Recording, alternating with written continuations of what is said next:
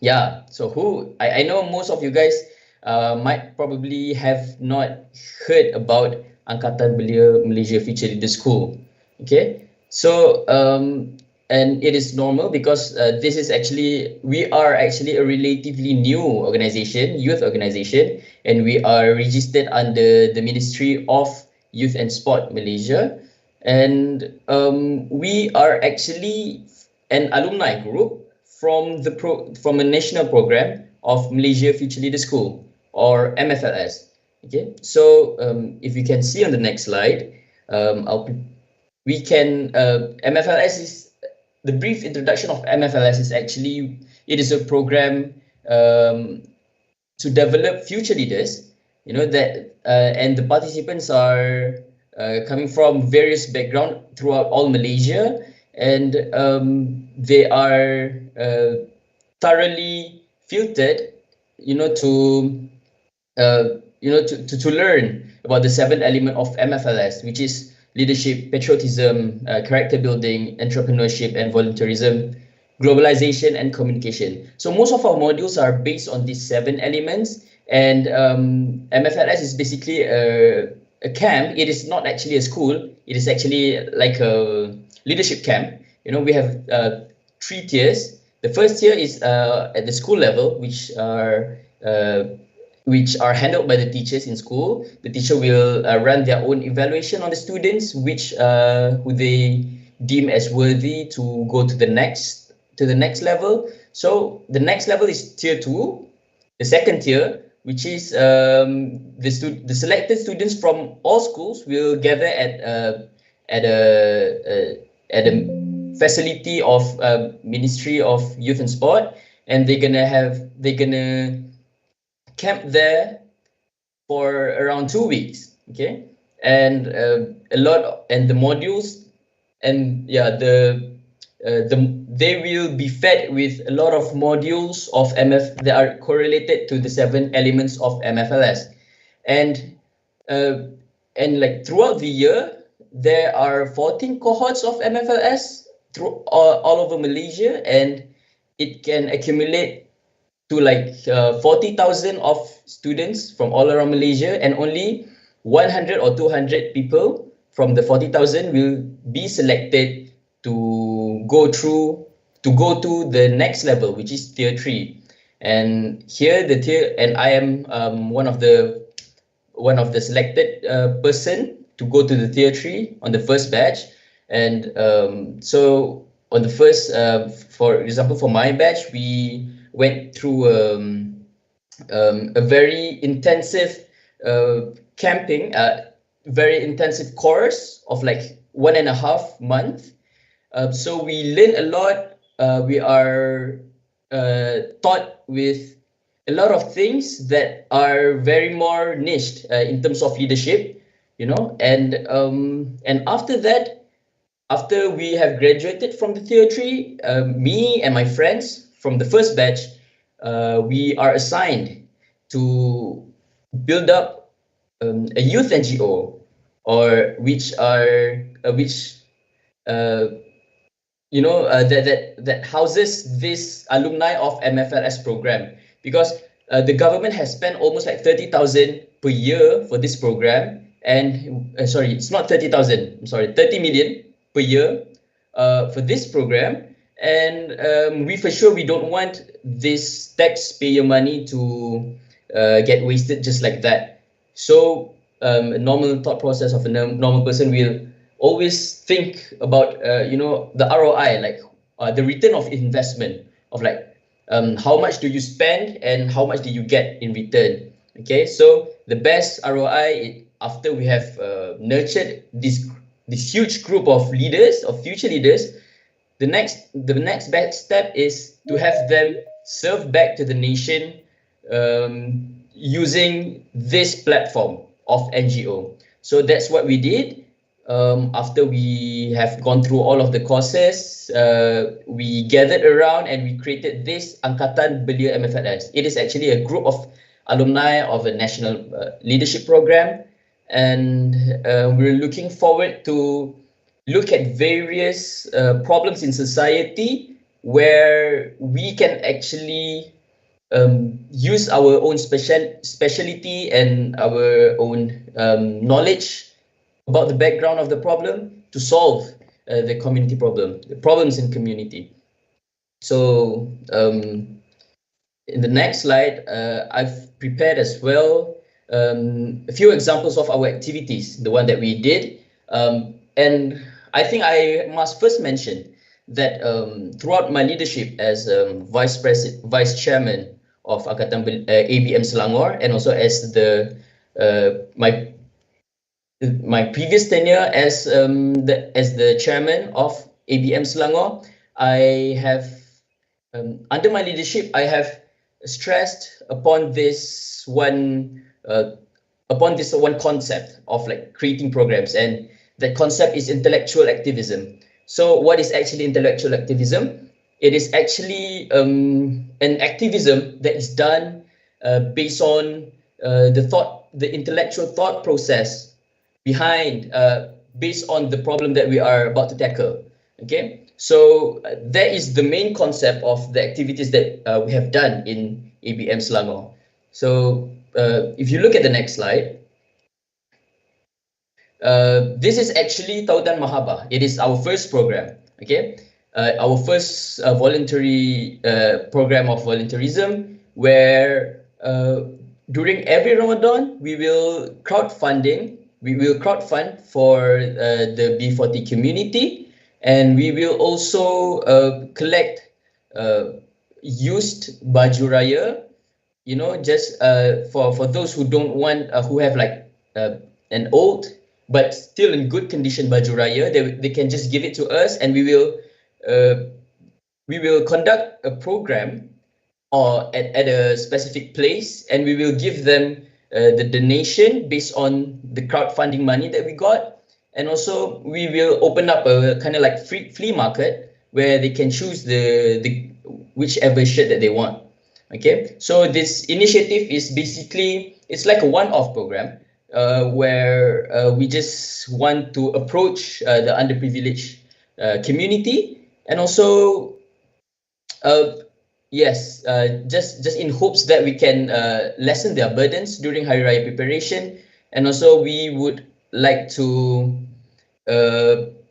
promote the culture of recycling old clothes that are in good condition. You know, like there is a trend nowadays where youngsters, they like to like buy shit from thrift stores. You know, that is actually a very good effort, you know, to take care of the environment, because a lot of shirts that most people don't use, they simply just throw it in the rubbish bin, and those shit is actually piling up, and it can affect the environment.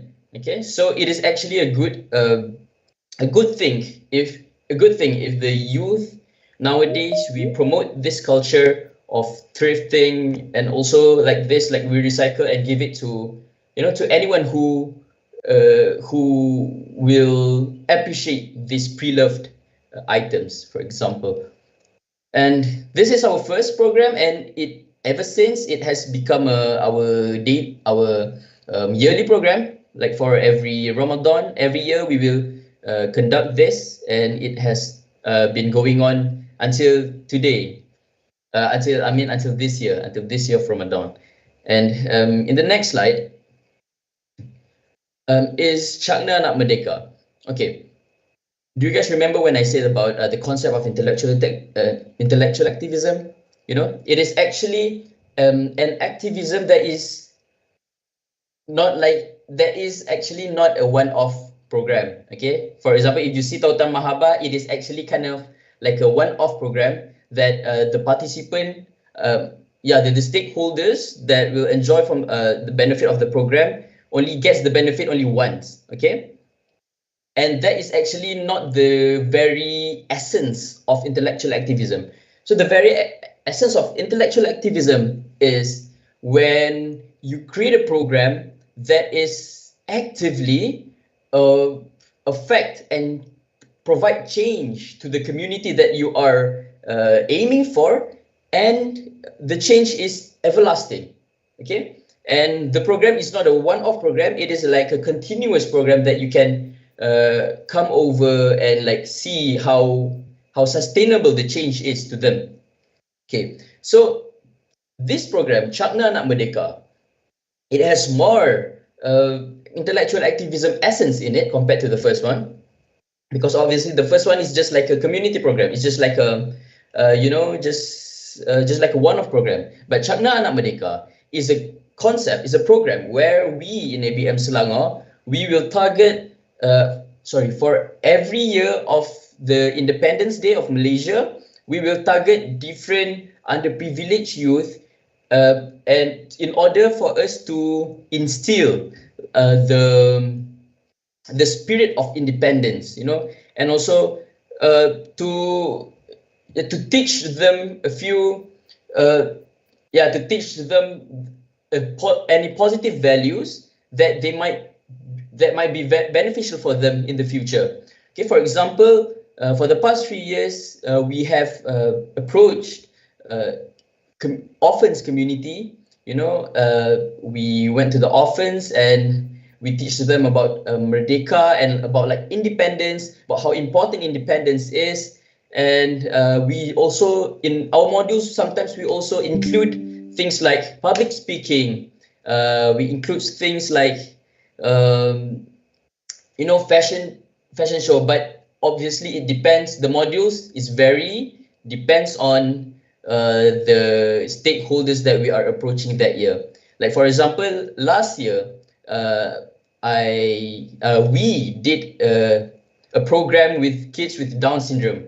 Like with this crowd, obviously we cannot make such modules such as public speaking at all, right? Because it just doesn't make sense.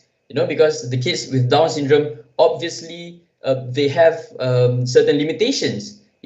So that is where actually you can see the essence of intellectual activism, where you create your module, you modify your module based on your crowd, and also based on the situation itself. Okay, but the concept is the same. You wanted to plant change, or for example a certain value in a community, and then the value itself is something that is sustainable, something that is going on throughout their life. It is not a one-off thing. And okay, next, can we move on to the next slide? Okay, yeah, this is like Cafe Unde 18, where we actually interacted a lot with KBS, Kementerian Belia and Sukan. We also we involve a lot in our activism. We also advocate a lot on the involvement of youth in the political scene.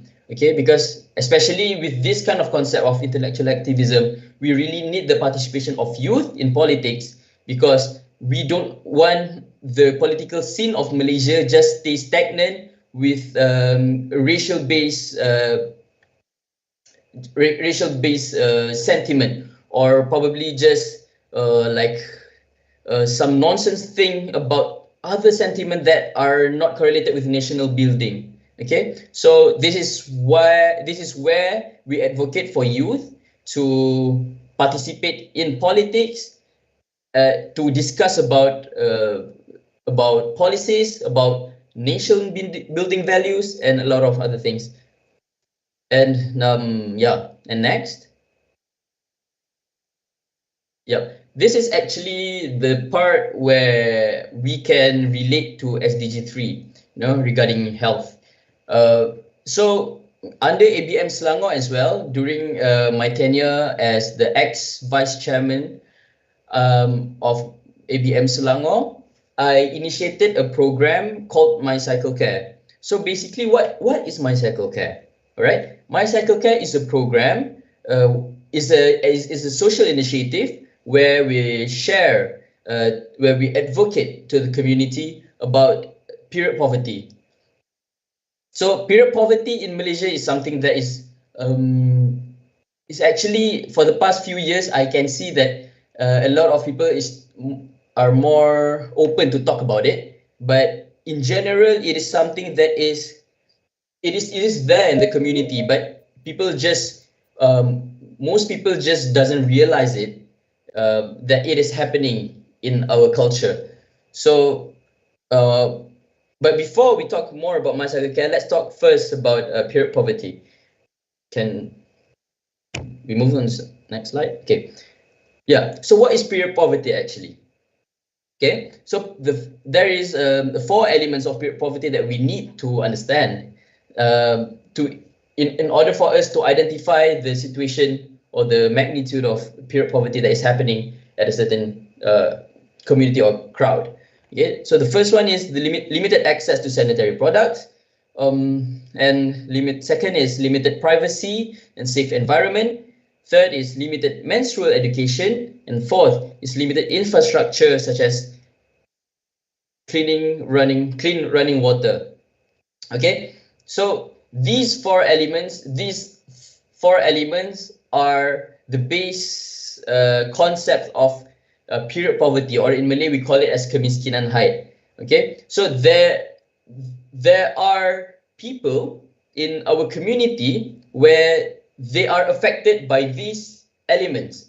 You know, for example, if there's a girl who comes from a poor socioeconomic background, which maybe she doesn't have a lot of money or money necessary to buy a sanitary product, then there are also cases where they skip schools just because they can't afford to buy a menstrual pad, and yeah, and they just skip schools. They just don't want to come to school because they are afraid of, like, whenever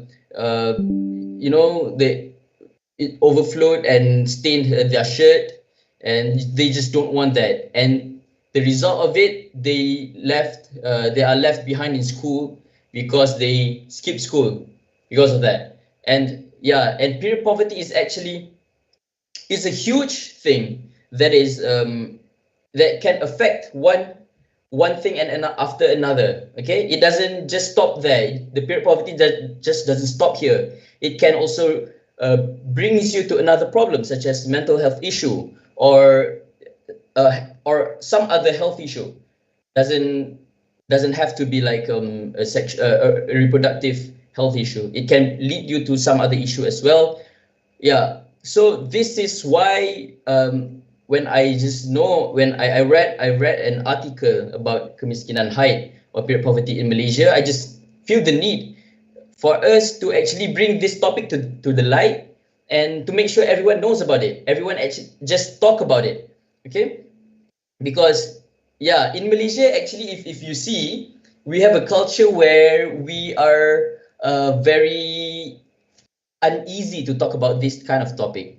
Did you realize it? Especially like among between different genders. Okay, like I grew up with like three girl siblings in my family. Okay, yeah. So I am generally okay to talk about this, but there are a lot of other people out there that are that feel very uneasy when we talk about this, and girls as well. Sometimes girls, there are also cases where girls and other girls, they feel very ashamed to talk about this, and in the end they until a few years after they started their puberty, they don't even know how to manage their their sanitary health and their period management properly. Okay, so but I also believe that I also know that in Malaysia it is uneasy because it is a very systemic thing. Okay, I am not here just to disrupt the system and just to suddenly switch on the light and make everyone blinded by the lights. Okay, it is not how we bring changes to community. So what I did was I recruited two very capable women to lead this initiative. in the next slide. Okay, next. Yes, you can see the dream team that I have. Sarah Arzwan, the woman on the left with the pink tudung. She is actually, fun fact, she's actually a UKM student as well, studying psychology. Yeah, and she's helping me. She's also the alumni of MFLS, and she's helping me to organize, to basically manage everything about this. And also Farah is a student, Farah Tasnim is a student from UIA, and she is also helping Sarah and me, and we co-founded this, and we are basically the three-person who has been running this thing a lot. And also we got a lot of assistance from Dr. Fatima Al-Atas, which is a sociologist from UIA. Yeah, it's very kind of her that she does this like for pro bono. She never asked us like for anything, you know. Sometimes when we ask for advices or like for consultation from her, she will be like just gladly to help us. And I think it's very amazing like how we are connected under the same you know, this same initiative and dreams of advocating for this kind of stuff. Okay, so next. Okay, so how actually for us, how do we actually bring out a topic to the crowd, and the topic is something that is very taboo, you know, like everyone else just feel very uncomfortable talking about it, and how do we actually want to bring change in the community to make sure just at least at this first step, people are okay to talk about it, you know, even including men, because actually I believe men also should know about this, because in the end, men, they are going to live together with a woman in their life, you know, be it their siblings, be it their mother, be it their grandmother, be it their wife or their girlfriend. So they must know about this. Okay, so and yeah, and also like men are the majority of people in charge right now currently in this world. You know, the system is a bit patriarchal, so we still need men to bring change. That's why I believe that the dream team, which includes me in the team, is plays a role as well, you know, especially to bring us perspective where actually men also need to talk about this.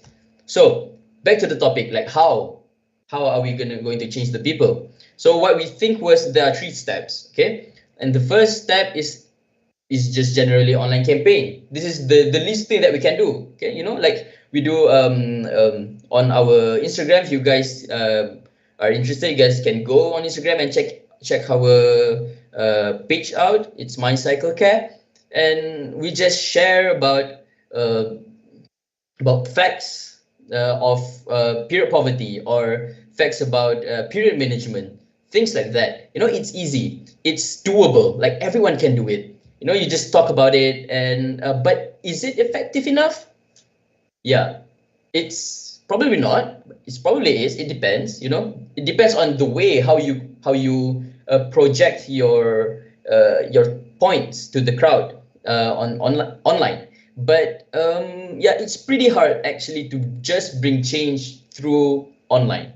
Okay, it is doable, you know, if you have a very strong presence online. But for people like us who start from below, it's kind of hard. So the first initiative, it's the easiest, so that's why we do it. And this is our one of our first initiative, which is online campaign. Okay, next. For the second initiative, is our focus is more towards community outreach. Okay, we believe that change cannot be delivered just through online. Okay, we cannot just like, okay, tell everyone, okay guys, period poverty is real. Okay, period poverty is a thing, so you guys must know and you guys must change. And you expect change just to appear like that? No, it doesn't work that way. Okay, so you have, because this problem is very systemic, and systemic is something that is rooted in the community, And that's why in order for you to tackle this problem, you have to go to the root itself and like pluck each and every one root, you know, to kill this tree of problem. So, and where is the root that you have to go and pluck?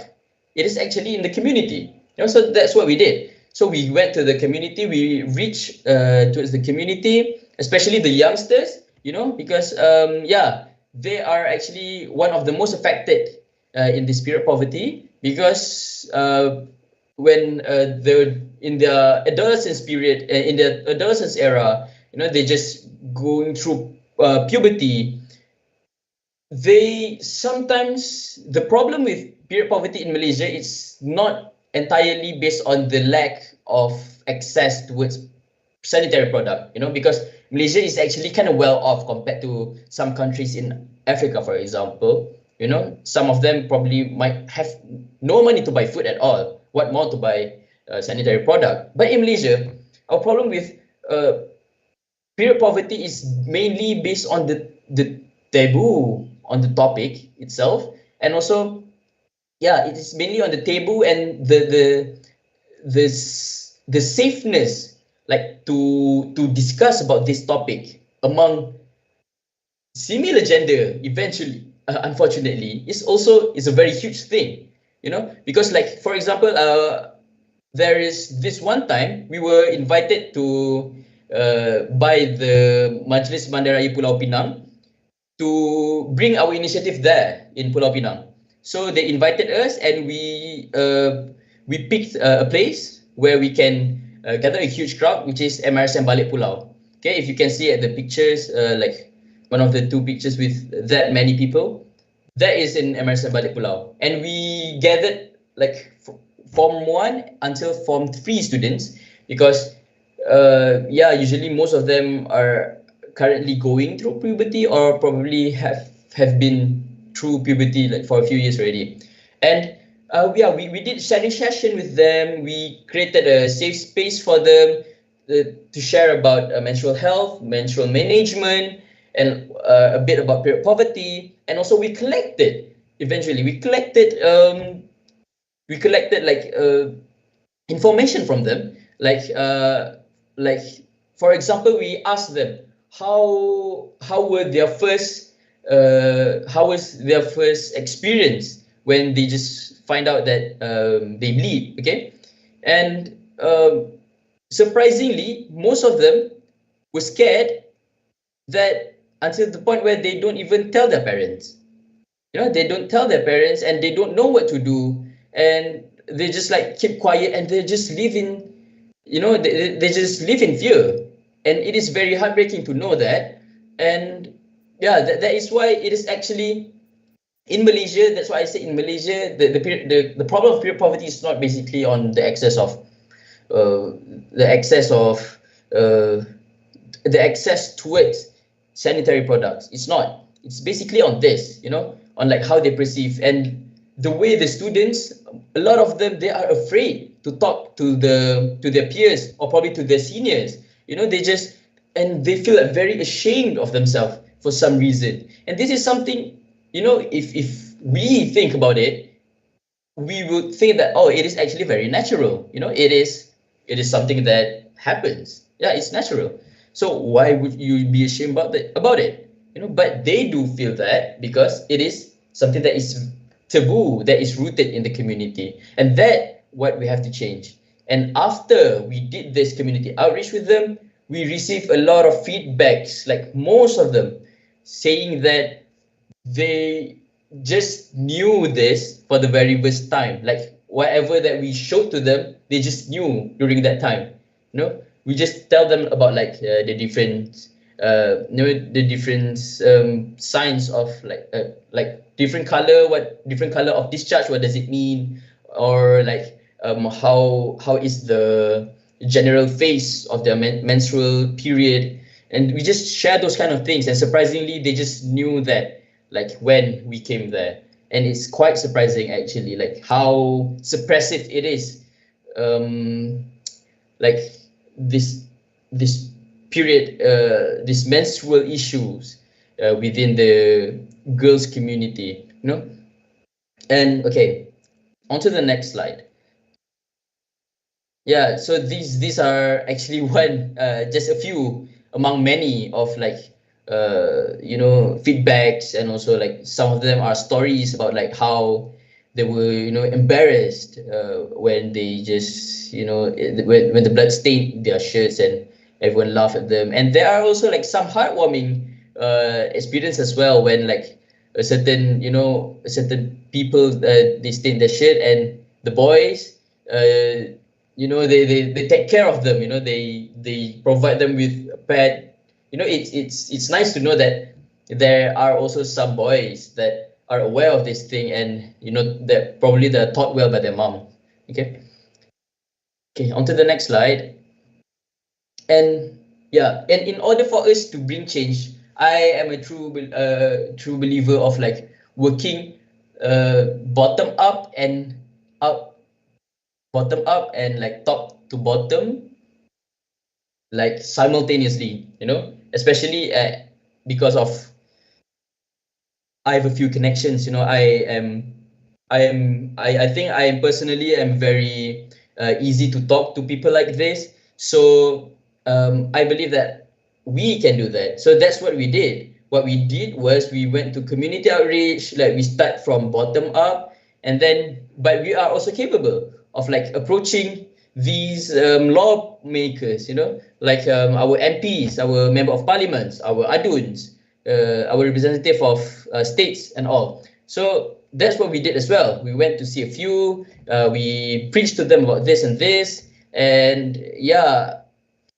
some of them might be the first time, it might be the first time for them to hear about this, especially among the male MPs.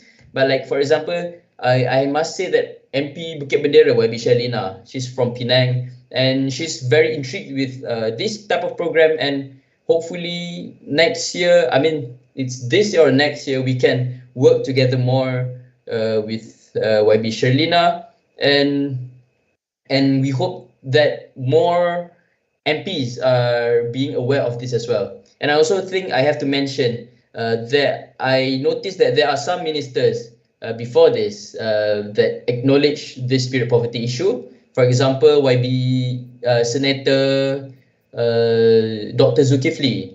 He was the previous Mufti Wilayah Persekutuan, and he was also the previous Menteri Agama, and he is one of the ministers that pay a lot of attention on this issue. Yeah, I think we must acknowledge his work as well. And also, obviously the Minister of Women and Community for the past few years. Okay, so next. Yeah, and the result of all of this, we are fortunate that this initiative has caught the attention of the people in UNICEF. Okay, so I've friends as well in UPM UNICEF office in UPM, and also I believe there are also like office of UNICEF in UKM that are more focused towards health, if I'm not mistaken, right? So they recognize our work, and they wanted us to deliver this sharing in SBCC, Southeast Asia and South Pacific. So what is SBCC? SBCC is basically social behavioral change using communication. It is a method of like how do we use science, how do we use behavioral science and behavioral insight in order to bring change. So basically what we talked about just now in the beginning about intellectual activism, about the ways of going bottom up and top bottom and all of this, it is actually just behavioral science. How are we what are our approach in order to bring change to the community? So that is what they have asked us to share and deliver during the symposium, and it was an honor for us because we are the only representative of like youth that are below 25, I guess, right? And like among us are most of them are like behavioral scientists and like researchers and other activists and all. It was such a great honor to be able to share about this. And uh, yeah, I really hope that there are a lot of youth out there that can, use their voice, use their age, use their energy towards this kind of cause, and just bring change to the world. It doesn't matter how big or how small, because for me initially I thought that my initiative is just small, like no one would notice it and I wouldn't care if no one ever noticed it. But when we got approached by the UNICEF team, it was such a great honor, and it just opens up my eyes that how powerful is the youth voice, because it doesn't matter of how much money do you gather or how much crowd do you gather. It's about how how much energy do you spend, or how much passion do you have in terms of solving these kind of problems. Yeah. Okay, so next for me. So how can we actually relate this to SDG? All of this, my backstories of activism and SDG. Okay, mind you that it was just now it's just like 4 years of activism, and I don't have that much experience actually, to talk a lot on SDG, especially, but I believe that SDG or any other vision, it's just a goal. It's just a communal goal. So how can we use our little experience, in and incorporating them towards these kind of goals? For example, this SDG 3 goals. Okay, SDG 3 is a goal created by the UN in SDG, in social development goals, to bring good health and well-being. So and for example, for my initiative under my cycle care, I think it relates a lot to SDG 3.7, which is to ensure universal access to sexual and reproductive health care service. Okay. Yeah, in some cases, we promote a lot on like reproductive health, like menstrual health, and like menstrual advocacy, but is it just this? Is it just this that we can do for SDG or for activism in Malaysia? I don't think that if you guys out there just feel like you guys want to do something, and you guys, I don't think that you guys just have to redo what I did. You guys don't have to. It's good if a lot of people want to talk more about period poverty, and I welcome that a lot. If anyone else wanted to do the same thing, it's a probably a good start. To start by imitating other people, and then grow by your own values and by your own vision. But it doesn't. Activism in SDG 3 doesn't just start and stop here. That just doesn't start and stop at this menstrual period poverty issue, but it can probably go beyond, and it doesn't have to be SDG 3 as well. But for example, just for this case, let's talk about SDG 3. Right? For this health, like what can we do as a student, as youth? With all of our capabilities and our knowledge and our experience, what can we do in order to help the world become a better place by achieving this SDG 3? Okay, so if you go to the next slide, I've prepared you guys. Some of the things that we might consider. We can actually consider. This type of activism that we can incorporate with SDG 3. For example, we can advocate more on mental health issue in Malaysia. Mental health issue in Malaysia, it is, I think like everyone's starting to talk about it, especially when artists starts to coming out with their own mental health problems, and like people and the rise of TikTok, for example, where people can express themselves freely, and a lot of people are aware of this mental health issue currently in Malaysia. But we still need more like those are just like advocacy, I guess. Like those are kind of like advocacy initiative when they share a lot about the facts of mental health issue. But we also need like a very reactive and yeah, kind of like a solution to how do we actually solve this mental health issue in Malaysia, because they probably, like some organization, for example, befrienders, where if we're feeling suicidal, we can just call them, but we cannot rely on them, just them. We as youth, we have a lot of idea. We need to bring out what else can we bring to the table, and in order for us to solve this mental health issue. And probably second, to fight for taboo issues such as bipolar, DID, what is it, dissociative identity disorder, I guess, and schizophrenia, ADHD, these type of taboo things that when people hear, people just call them crazy or whatever, or they just don't know like what are the difference between all of this. We can also like fight into like this niche issue as well. For example, like for me, I am a patient with ADHD as well. So and it's I think it's very good because I've researched quite a bit in Malaysia about like this ADHD advocacy. There's not much, or probably there is nothing at all that are doing actual work.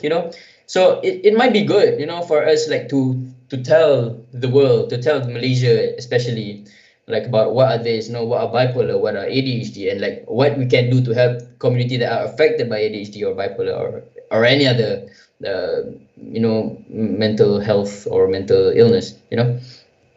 And for example, we can also touch on something that is very, very relatable to Malaysians, just obesity. Like how, because in Malaysia we have a lot of very delicious and mouth-watering foods and dishes. I've been here in Germany like for 3 months already, and every time I look at my friends' story, look at them like posting their foods, oh my god, I just miss them. The food here are luckily I can cook myself, but yeah, just because of that, as well, like a lot of people in Malaysia are affected by obesity as well. And we just probably, what we can do as youth is that we can just promote a healthy lifestyle. You can eat all of that, but as long as you burn all those calories, so that you just don't accumulate into fat, and then like clog your artery or some shit. I'm sorry, something. We can do also like diabetes. I believe that diabetes in Malaysia is also like quite high. How like people, it has become a thing because diabetes is it's passed, it can be passed down through generations, right? So sometimes you don't even eat a lot of consume a lot of sugary stuff, but then you can still be affected by diabetes. It's better for us, just to increase the awareness, just especially because nowadays food in Malaysia has become more vibrant. A lot of drinking boba tea is it's a trend now. Like people can go to boba like every day, every like 2 days they're gonna get one. It's just not healthy. So it's the role of you guys. You guys are a bunch of youth. We are a bunch of youth that I'm still youth as well. I'm only 22. We're a bunch of youth that are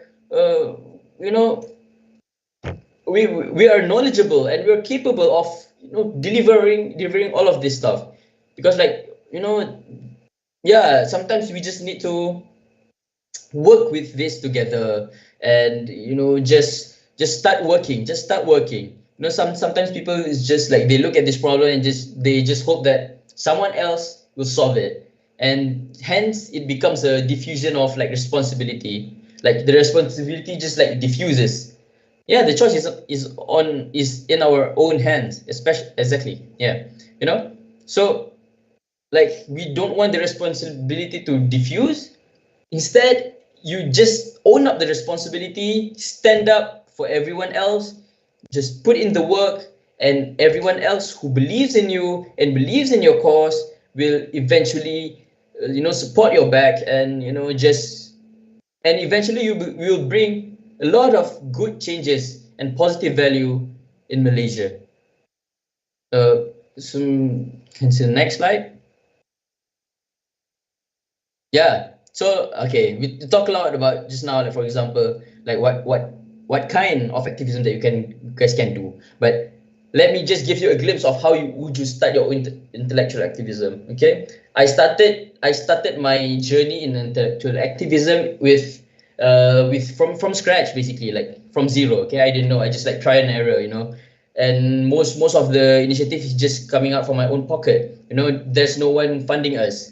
I come from like a middle income family. I also need to like support my family. I also need to work. Yeah, you see, like I was the supervisor at Subway after SPM or something. So it's not easy, but if you have the determination to do it, you will do it. And I'm gonna share to you like how as at least the base the base step on how can you start your own. So first, I would say that start looking for topic that resonates a lot to you. Okay, so I don't know why did I start with period poverty, but it is not the issue that resonates most to me. The issue that resonates most to me is like more to like social economic issues, like the disparity of uh, the disparity of wealth in Malaysia, for example. But I also have, like I said, I grew up along with three other girls in my siblings, and also I have my mom as well that I have to take care of, and it kind of like resonates to me as well, because like I just imagine, just for example, if we grow up in a poor family and we going through that kind of things, things that shouldn't be an issue at all because it is actually natural. Yeah, so that's why I started, and then I started started asking around about this topic to my girlfriends and see like like-minded people, and that's how I find like Sarah and Farah. And because they were like just open-minded to tell me about this issue, and they discussed it with me, and we just click, and we just say, why not we just start this, why not we just do, right? And that's how. And yeah, and then you lay out the basic idea of the activism. You have to start at least somewhere, whether you want it to be like an advocacy, or you want it to be a community outreach activist type of activism, or you want it to be research based. Yeah. And for cycle care, we actually initially we didn't know which one we want to go. So like what I did was I steered my cycle care to all of these three. We did advocacy, we did community outreach, and we also do some research. And we failed a bit on the research, but what we saw is that we are more capable on the community outreach. We are more connected when we go down to the roots, to the ground, and like meet people, meet the community. And then what you have after you have you have decided all of these things, the next step is just to start working. Just get it done. You have laid out the plan, you have laid out the plan. Then what you should do is just start working. Yeah, that's all. And from there you will learn from your mistakes, trial and error, and you will eventually grow out your activism. Okay. Yeah. I think that is all from me. Wait, let me see the next slide. What do I have? What else do I have? Yeah. Unfortunately, we have that is just what I intended to share and deliver. I hope this is very beneficial for you guys. I hope this can inspire at least 1 or 2%. It's enough for me. And do we have a Q&A session? Should we have it? Should we? Yeah, we do. Yeah, we do. Okay, we do. Right. Oh yeah, we have Q&A session. Okay, this is the QR code to our Instagram page. You know, although I'm not the chairman anymore, but you guys still, this is still like my baby. You know, these two. So I hope you guys can like scan this and follow them. Give them a follow. You know, they do a lot for the community, and yeah. And yeah, I think we can open the floor to Q&A now. If Alright. anyone has any questions. First of all, I would say thank you so much for such an insightful talk from Mr. 𝗗𝗁𝗲𝐇. First thing first, I was surprised of your age actually. And I am amazed by your passions and experience. It is actually truly admirable. Not many youth wants to start what you have started. And I do think although it is already been passed to the next administration of ABM, but I think that once someone started it, it will be continued. So secondly, to me, about the girls that you have mentioned just now, it is actually sad to know about the reality of what the girls were feeling. And it is very understandable though, because the situation are that they are in, being a very young young age, and going through a new cycle of their lives. So yeah, and they are lucky actually to have people that care about the things that they are having, and to be in contrast of those who are not in lucky like them. That is sad and admirable too, the work. So now, before we move to next agenda of the day, I'm open to any short Q&A session from our delegates. All of you are welcome to ask any doubts regarding the presentation just now. You may open your mic or just type in on the chat box. Yeah, please feel free to ask any Am I questions you have. audible? Yes. Okay, so first of all, I would like to thank Mr. 𝗗𝗁𝗲 for such an impactful and also eye-opening sharing session. I hope it will make I hope it will make everyone in this meeting realize that on how privileged we are actually to have access to so many things like education and health awareness. And also a big applause to your team for doing such a great effort to raise awareness regarding the issue.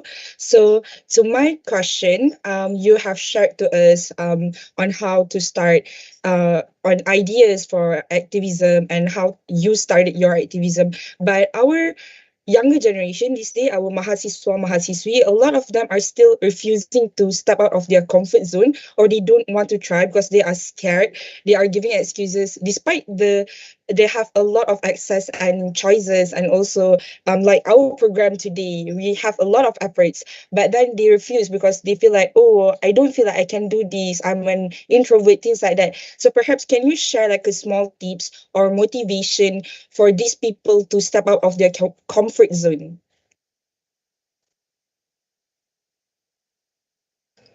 Yes, thank you, Sharifah, for the question.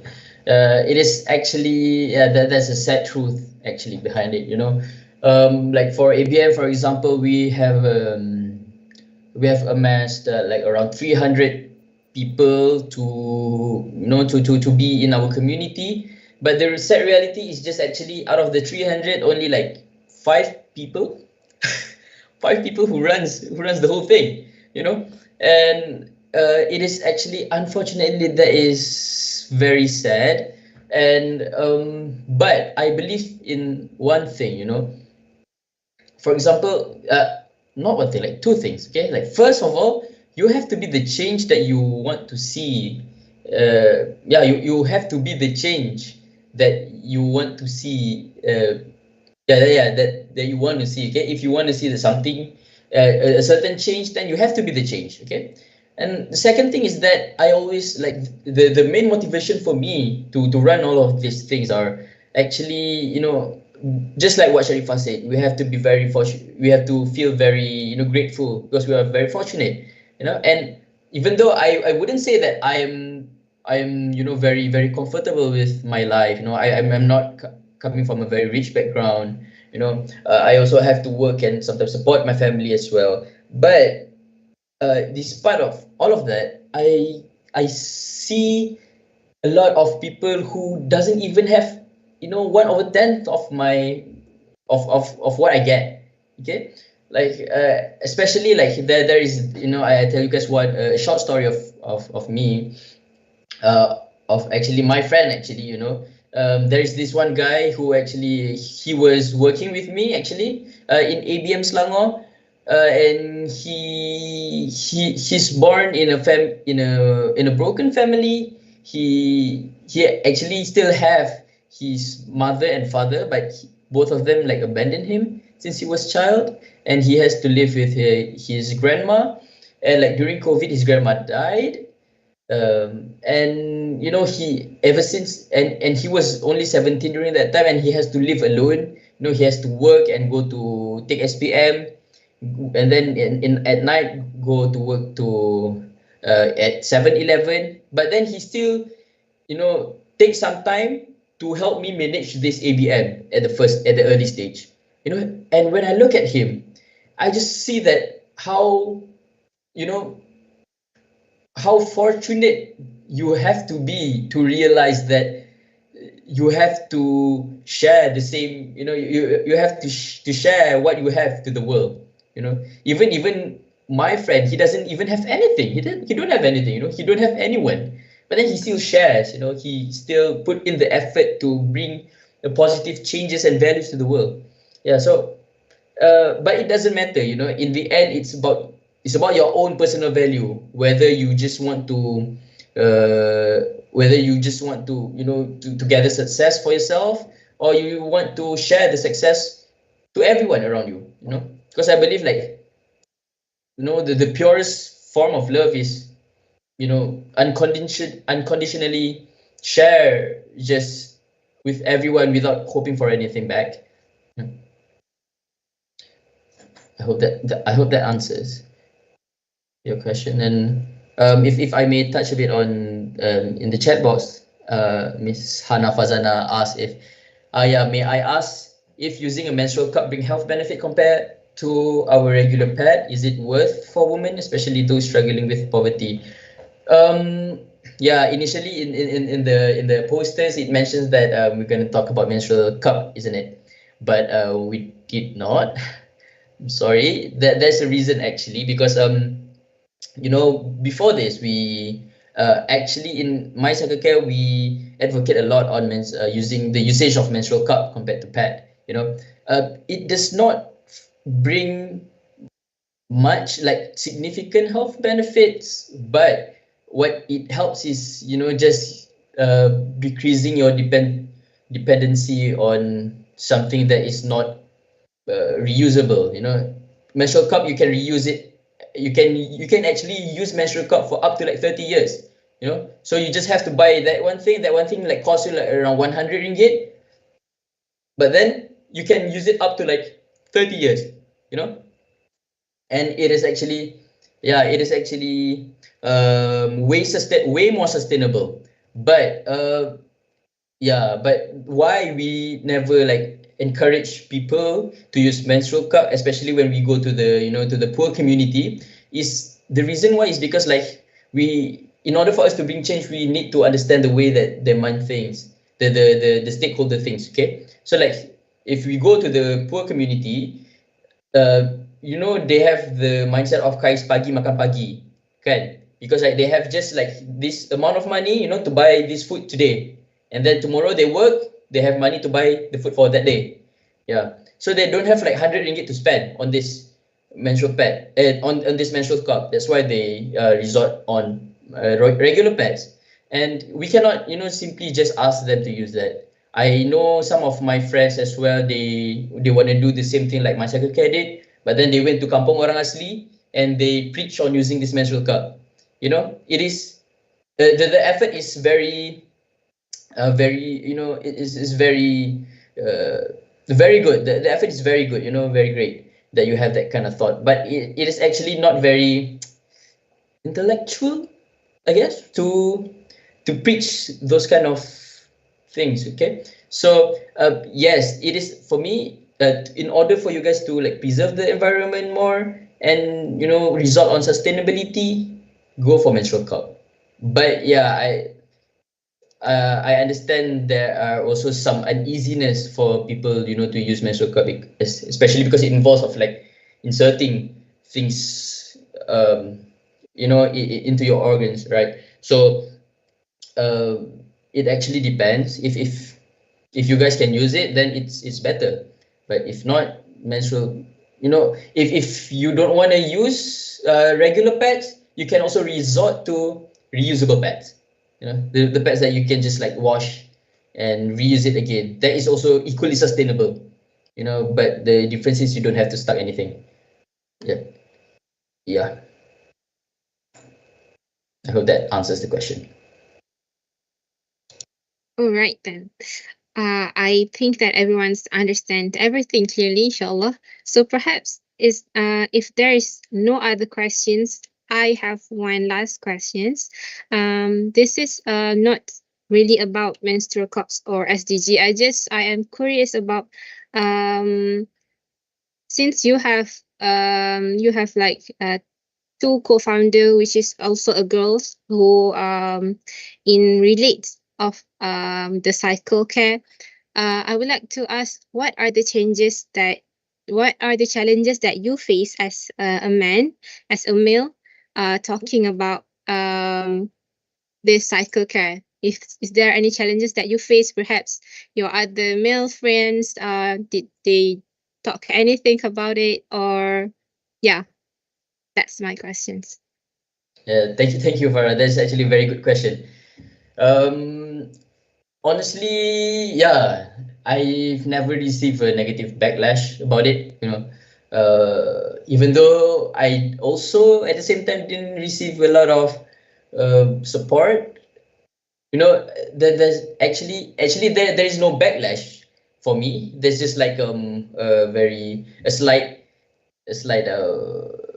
they just like why, like that they just question like why, but they never like backlash me or something. But I can say that the challenges are during the program itself, because obviously when we're talking about this, the stakeholders are young girls, okay? And my presence there is unfortunately, they don't feel unsafe. They don't feel safe with my presence there, especially when they want to talk about this. But my role there is always like this, okay? Every time before we start, I am gonna introduce the effort, the MyCycle Care and all, and I'm just gonna tell them a general thing. Perkara ini adalah perkara biasa yang anda lalui ini. Anda anda kitaran haid ini semua adalah perkara biasa, dan para lelaki juga harus tahu tentang perkara-perkara sebegini sebab anda nanti akan hidup dengan para wanita dan sebagainya. Tapi tak apa, saya takkan berada kat dalam ini. You guys akan belajar dengan kakak-kakak yang lain lah. And yeah, that's what every time I will tell them. And I understand, it is just like I say, it's not easy to bring change. You cannot just like simply come, oh, you cannot think like this. Like, men should also be included into this kind of discussion. And then you just, bring a lot of men there and talk and let all of the men to talk about periods. It just doesn't make sense to bring change that way. So although we know that it must change, but we have to change it slowly. And yeah, I think that's the hardest challenge, and it's not even that hard at all. I just talk there and just get out of the room. Yeah. Okay, understandable. Okay, so thank you so much for the response. So before we continue, I would once again say thank you so much for Mr. 𝗂𝘁𝗲 of that wonderful presentations and Q&A session. I hope that everyone I know that everyone does get many inspiring insight and new knowledge, perhaps. And I hope that this opens our passion as a youth and our presence in these generations. So now, moving on to our next agenda. So get ready, everyone, for our next intergoing session, which is ironically us. Okay, so ever heard of jigsaw puzzle, everyone? Yes? No? Could you give me some reactions? All right, so well, you're in for a treat. So let me hand over the reins to our Exco program team to unravel Yes. the mystery for you. So passing on to you, Exco program. Hey everyone, so for today's slot of Ironically Us, we're going to be doing the jigsaw puzzle. So it's basically an SDG themed jigsaw puzzle which is designed to raise awareness about the United Nations Sustainable Development Goals through an engaging and educational activity. Each piece of the puzzle often represents different goals, such as ending poverty, improving health and education, combating climate change, and promoting gender equality. As solvers piece together the puzzle, they can learn about the importance and interconnectivity of these global objectives. This type of puzzle serves as both a fun and informative tool, encouraging participants to think clearly about sustainability and the actions needed to achieve a better and more sustainable future for all. Moving on to the rules and regulation of the game, the jigsaw puzzle is a team participation that is carried out as a group, but only the group representative will submit the answer. Participants must work together to complete the SDG themed jigsaw puzzles. To solve the jigsaw puzzle more efficiently, focus on distinct sections with noticeable colors or patterns working from the edge inwards. Once the jigsaw puzzle is completed, personally send a screenshot of each puzzle to be evaluated by the person in charge. The correct group with the fastest time and correct puzzles is the champion of this game. Remember not to send your answers in the participants' WhatsApp group as it can be seen by everyone. Answers must be directly submitted to Diong via WhatsApp, and remember to include your name and group number. All the best and have fun.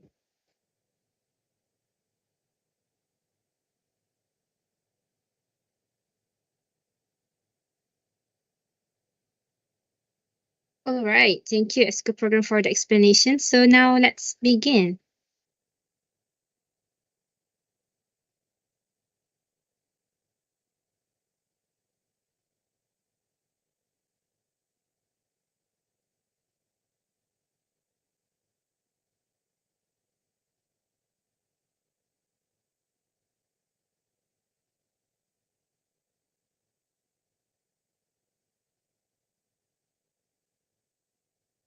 So as you can see, everyone, in the chat box, there are the links of the jigsaw puzzles there.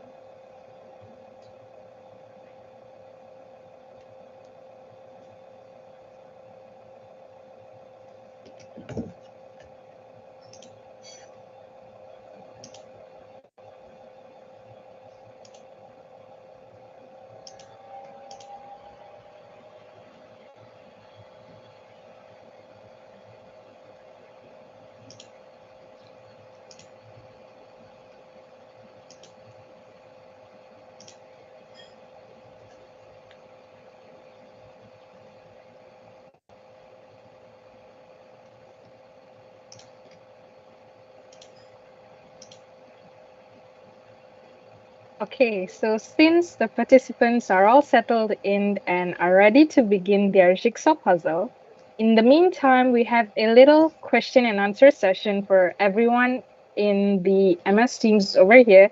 So feel free to unmute your mic and speak your answers out or comment in the chat box. So moving on, let's begin with the first question.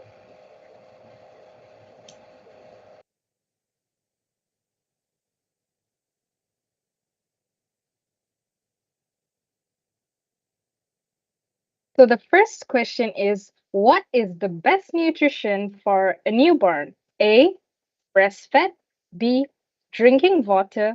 C, to be fed with a bottle. You have about 10 seconds to key in your answers. Okay, I see Sarah said breastfed. Yes, that is correct. So the answer is breastfed. Moving on to question number 2.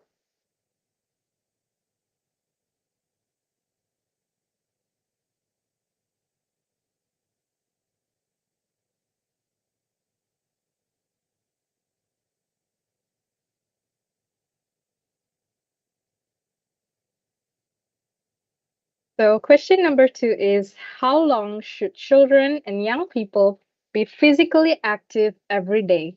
A, 30 minutes. B, 60 minutes. C, children should not do sport every day.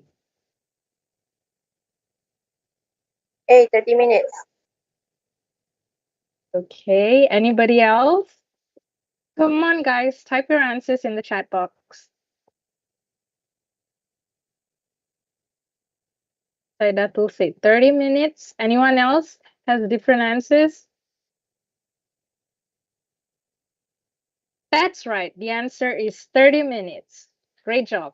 Moving on to question number 3.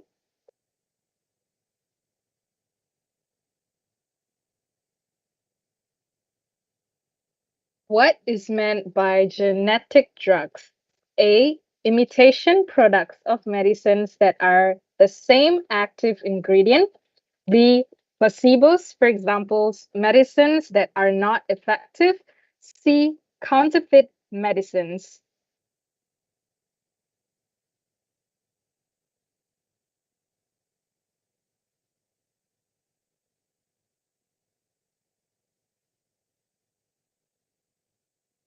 Okay, I see one said it's A. Anyone else? Come on, guys, don't be a stranger. B. All right, the answer is A, imitation products of medicines that are the same active ingredient. So moving on to question number 4. How many people die prematurely in Europe due to air pollution?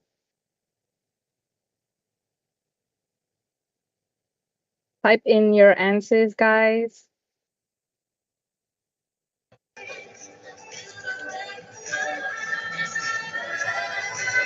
All right, the answer is C, 400,000 people. We'll take a short break right now. Thank you, and we'll be back soon.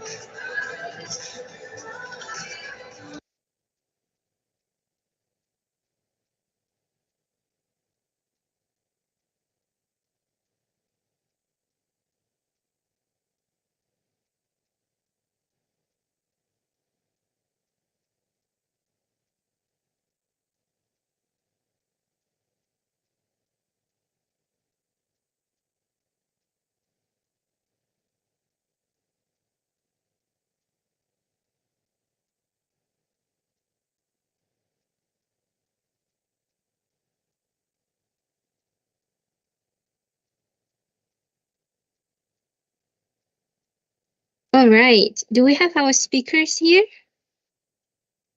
We would like to continue with a photography session with our speaker. Mr. 𝗗𝗁𝗲, are you still there?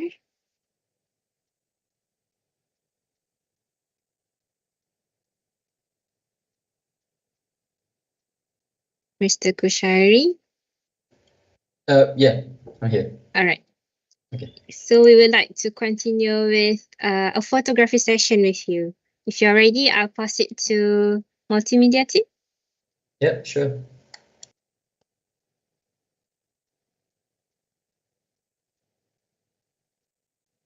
Alright, hi everyone. I am Nelisha from Exco Multimedia and I will be taking over the photography session.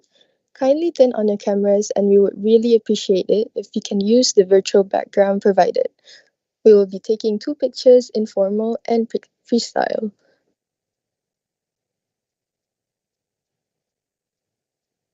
Hopefully everyone is ready.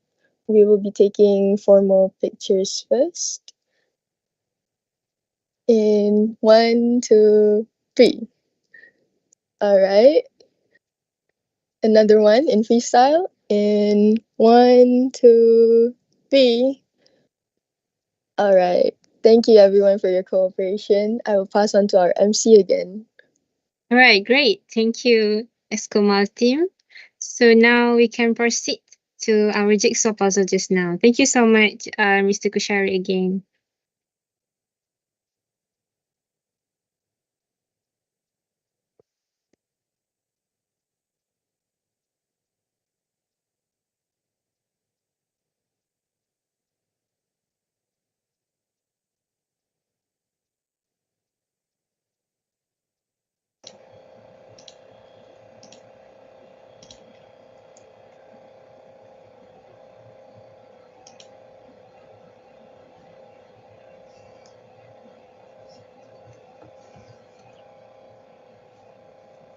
All right, so welcome back, everyone. We'll move on with question number 5. How many girls in developing countries become pregnant, mostly unintentionally, before the age of 20? A, 1 in 5. B, 1 in 10. C, 1 in 20. Once again, feel free to unmute your mic or comment in the chats below.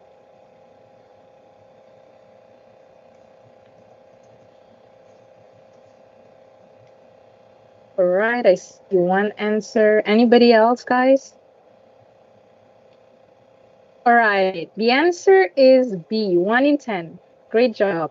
Moving on to the next question.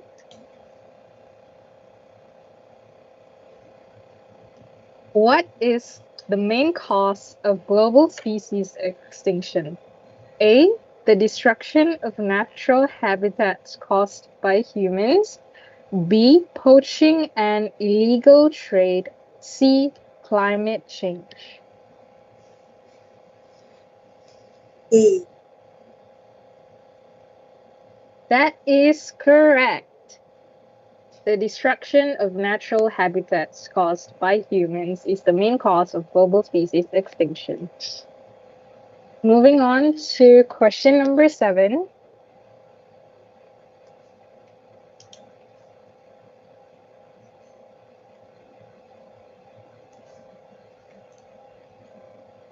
In which European country are the largest areas of primeval forest preserved? A, Bulgaria. B, Finland. C, Poland.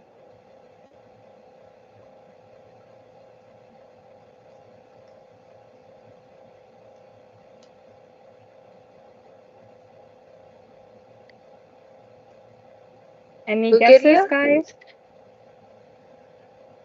All right, we have Bulgaria. Anybody else? We have A. Finland. A. And the answer is Finland. B. All right, to the next question.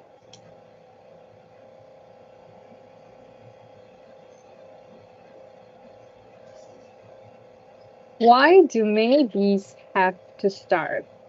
A, because monocultures flower at the same time and bees do not find enough food before and afterwards. B, because many bees are specialized on certain plants. C, because bees only move within a small radius of their hive. All right, Aina says C. Any other guesses?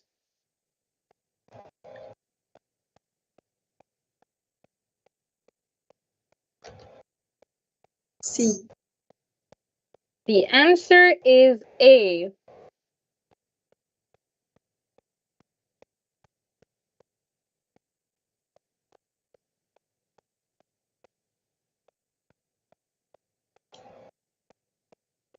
All right, moving on to the next question. Who produces 70% of the world's food? A, organic farmers. B, large corporations. C, small farmers.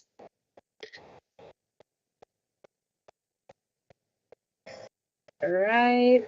I see C in the comment. Sarah says C. And that is correct. The answer is C, small farmers.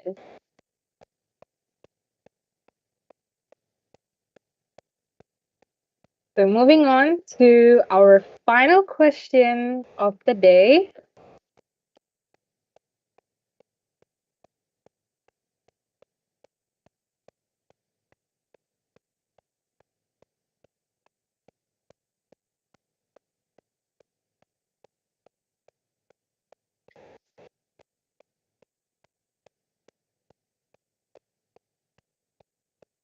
What does our meat consumption have to do with the species-rich rainforest? A, the cattle eat the bark of the trees so that the trees die off. B, for every stake a tree is planted in Brazil. C, rainforest is cleared for pasture and to grow feed for the European market.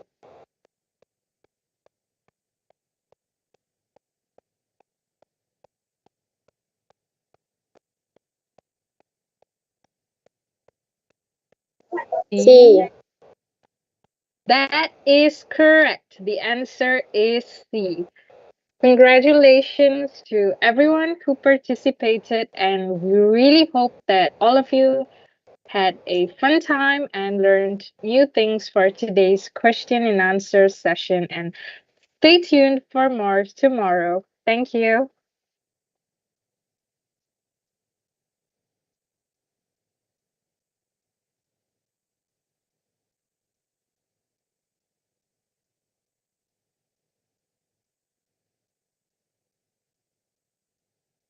Thank you so much, ESCO program.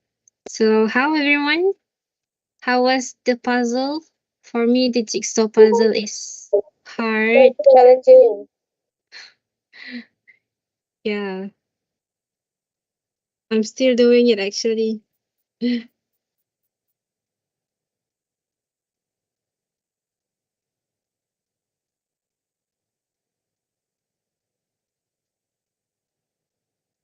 All right. So I'm glad that everyone had challenge. It's not only me that have challenged. So thank you for your response on the Q&A session too. It does help finishing the jigsaw puzzle. Okay, so now after an interesting game session just now, let's move forward to our last agenda of the day.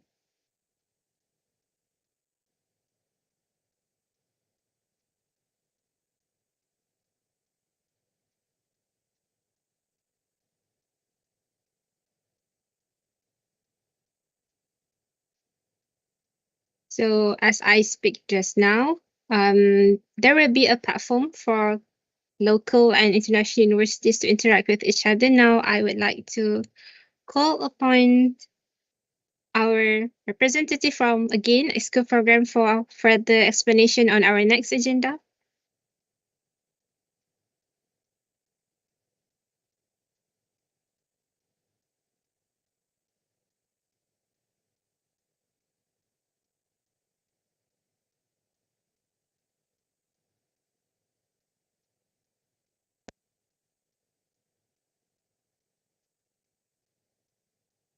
And I have my ESCO program. Hi everyone, All my right. name is 𝗃𝗃, and thank you MC. I am the ESCO program that are in charge on this session.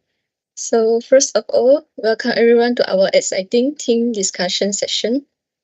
So without further ado, I will explain about the rules and regulation of this session. So first, for each round, each team will be given a topic based on spin the wheel. The team is then given 2 minutes to prepare on the topic given. After preparation, the team will then discuss their topic for 3 minutes. And an additional 2 minutes is then given to the other teams to prepare on the same topic and give their insights.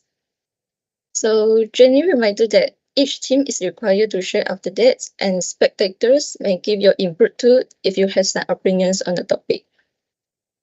Teams will then be judged based on their active participation in the discussion and the contents of the inputs given. So lastly, it is encouraged that different members of the team speak each time so everyone gets an opportunity to participate. So before we get started, there are some reminders to all of you. So you are given 2 minutes for preparation of your topic, 3 minutes for your presentation, and another 2 minutes to exchange your opinions with other teams. So I will repeat one more time. In this section, you are given 2 minutes for preparation of your topic, 3 minutes for your presentation, and another 2 minutes to exchange your opinions with other teams. So does anyone have any questions about this session?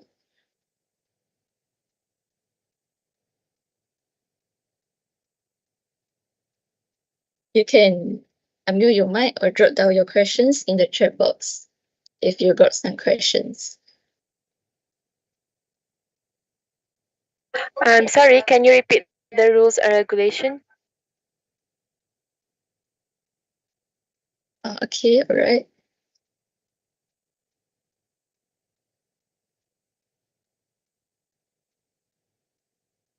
Well, yeah, later ESCO program will copy the rules and regulation and paste it in the chat box. So I will repeat again. And for each round, each team will given a topic based on a spin the wheel. So the team is then given 2 minutes to prepare on the topic given. After preparation for 2 minutes, the team will then discuss their topic for 3 minutes. And after 3 minutes, an additional 2 minutes is then given to the other teams to prepare on the same topic. And teams will be judged based on their active participation in the discussion and the content of the inputs given.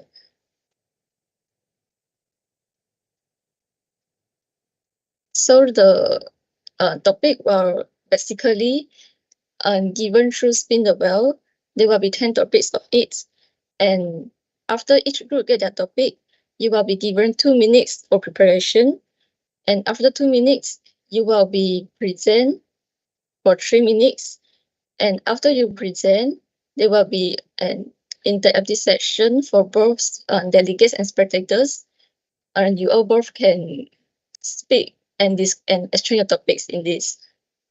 Yeah. And the marks will be on text during this session. That's all.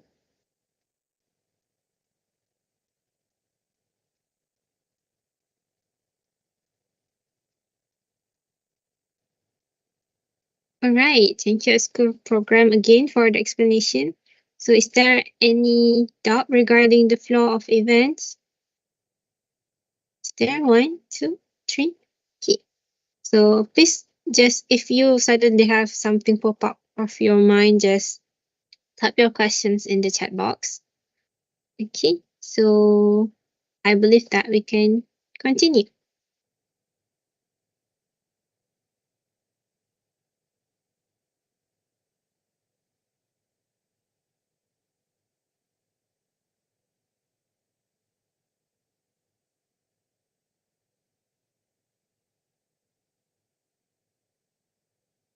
We'd like to ask all the group delegates to include your team names in the WhatsApp group, yes, so we can begin shortly. Thank you.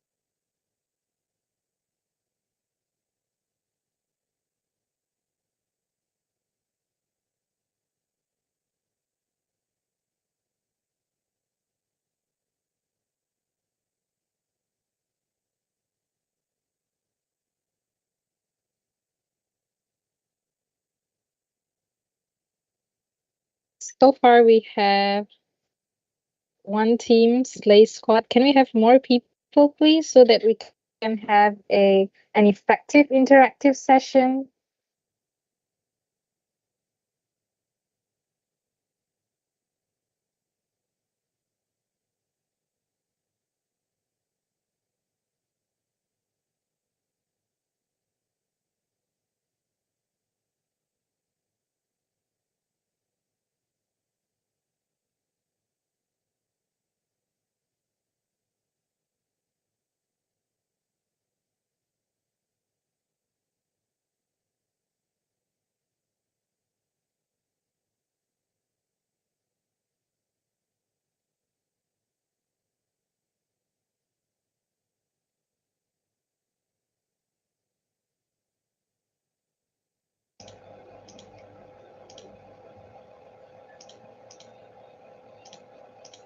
Let the timing kill the mood.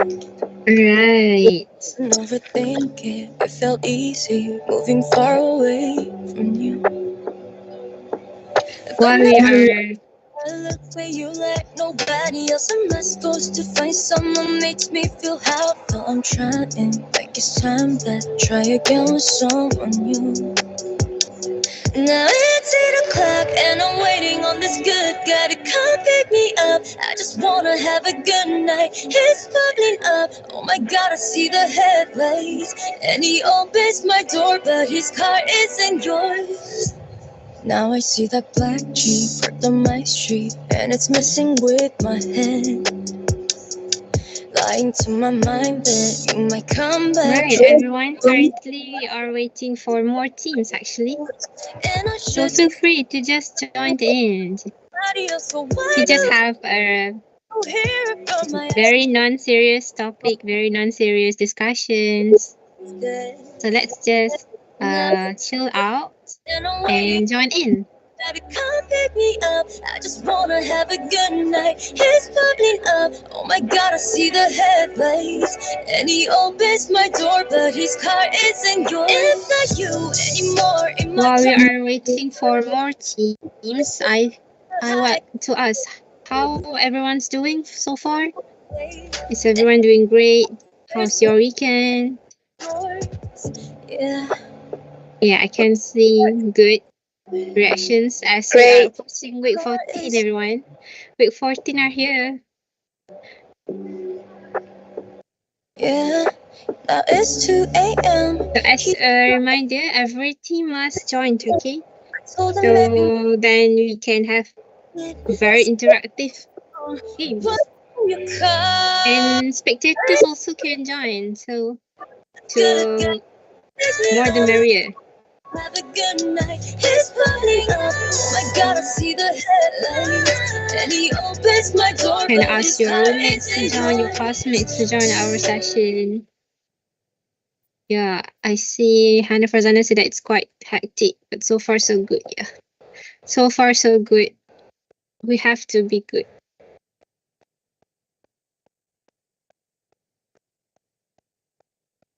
Okay. Rules and regulation.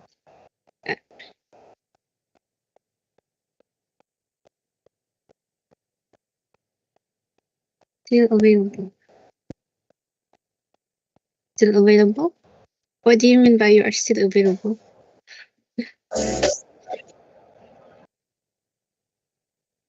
Okay, we are going to start in a bit, in a while. Okay. I'll pass it to 𝗧𝗶𝗺𝗲.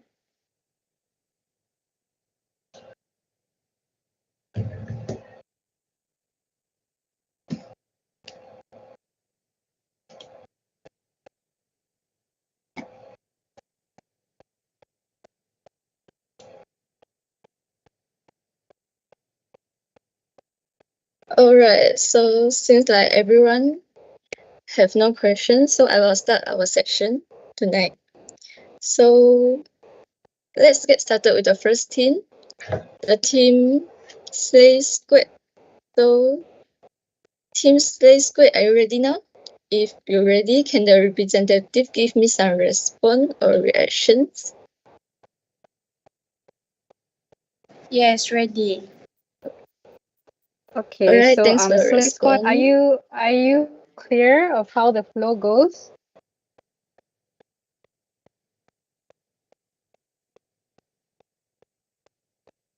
Sorry, Slay Squad, are you there? Should So be. what's the question just now?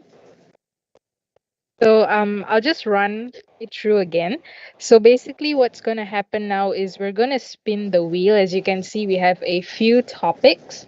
And once you know your topic, you will get 2 minutes to prepare for your presentation in for the sharing session. And then you have 3 minutes to present your inputs and insights regarding the topic. And after that, all the teams and spectators will have 2 minutes to prepare your questions or even what is it that you want to share regarding the similar topic. And after that, we'll have a roundtable discussion, which means we'll go by each team and each team has to speak regarding the topic. Is that clear? So do our group need to present the topic first? Yes, you do have to present the topic first, but you get 2 minutes so you and your team can prepare about it, and then you get 3 minutes to speak about it. Understood. Okay, so are we good to go?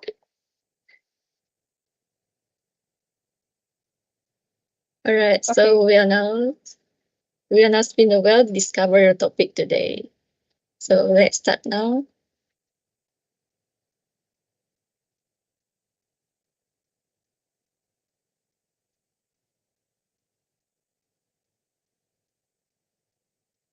Alright, so your topic is health inequalities through social determinants of health.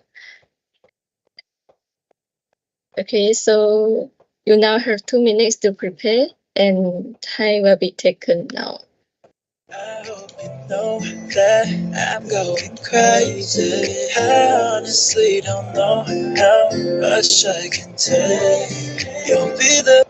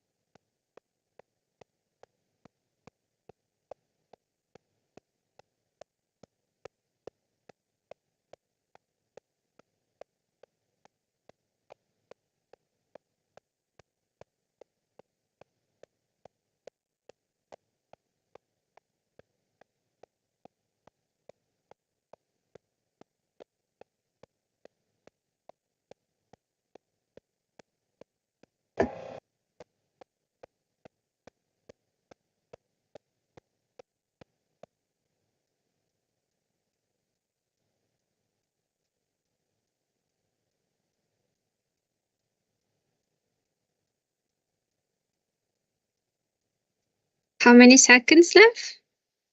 I hope that the teams are doing great, doing good.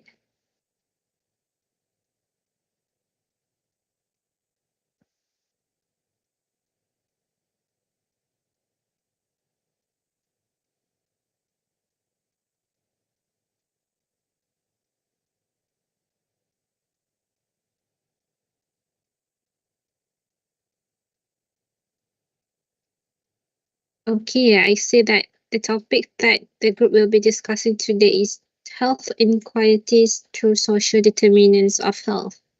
Wow. I don't quite get that, but I believe that the teams understand it.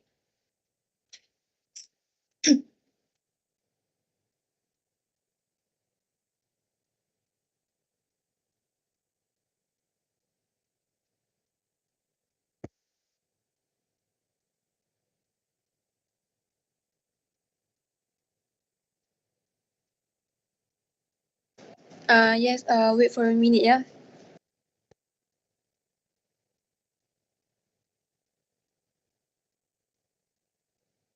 Do we present straight away or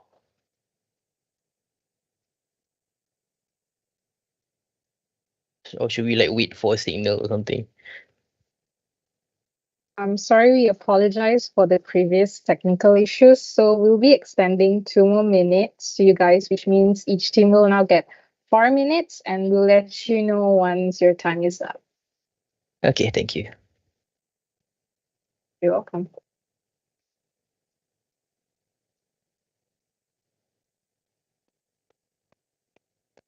So while we're waiting for the teams to get ready, what do you guys think about the topic? What is the first thing that came in our spectators' mind when you read the topic? Hope you know I held it in as much as I could do. I won't hold back these tears tonight. All alone to myself, I hope you know that I'm going crazy. I honestly don't know how much I can take. Will you be there for me when I'm feeling down? Will the way that you treat me, I honestly don't. I hope you know that I'm going crazy. I honestly don't know how much I can take. You won't be there for me, I know too well. No worries, I'll be gone before you know it. Know it, know it. Ida said that different background have different opportunity to get health service. Yeah. Perhaps others, I would like to ask for some reactions. If you understand the topic, you react good. If you don't understand the topic, you react with the emotions that your mouth is on O. Who understands the topic, give a good thumbs up. Okay. No wonder lah you guys so quiet because you don't understand the topic. Okay, so we have 15 seconds left. I didn't think you'd understand me. How could you ever even try? All right, so time's up. Play squad, are you guys ready? Tiptoe, but I don't wanna hide, but I don't wanna Hopefully so, yes. Okay, so you have 3 minutes now to present your ideas and input in the topic. All the best. We can't be friends, but I'd like to just pretend you cling to your pain. Okay, so first of all, I guess we should explain first about what is the topic about. I think that's the most important one. First of all, I'm sorry that I cannot open my camera. My name is Muhammad Adham. First of all, health inequities are like differences in health outcome experienced by different types of population. It can be in a different population, different races, different individual. There are many tiers to it, and usually it is unfair. Of course, the differences is unfair and also hard to avoid. And when we talk about social determinants of health, these are conditions that the people are born with or grow with, live with. They have to work on that, or maybe their age itself may also be the determinants. So this circumstance have a lot of impact on their health itself. So examples of this can be on their status and their education, on their housing, maybe for their own race, as I mentioned, for their age. The most simple of example we will say on their income itself. When they are poor, it is harder to get a good or better health help. They are also public and private. You know how public works, how slow they are, and how fast private are. So even in the difference of income itself will impact how they get the help that they need to get. Yeah, and also it's a many tiered problem. When you're poor, you need to work harder. When you work harder, you put more stress to yourself. Occupational hazard may occur. More and more things, more and more bad things can happen to you. Yeah, that's from me. I think, do my other teammates want to join in as well? Yeah, I can add more. Give them some chance. For for the examples, in my opinion, there are three types of health inequities. First is income inequality. So usually low income communities often have limited access to nutritious food, leading to higher rates of obesity and related chronic conditions such as diabetes and heart disease. And also not only in the nutritious aspects, but also in terms of medicals, all of that need someone who has higher income.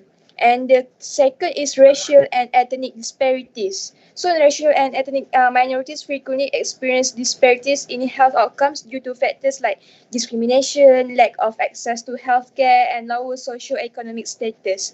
And lastly is geographical inequities. So, rural area may lack healthcare facilities and providers, causing in poorer health outcomes compared to urban areas. Because, in my opinion, at the rural areas, it's quite hard to get the health services in terms of service or medical, because the medical usually have at the urban areas. That's all from me.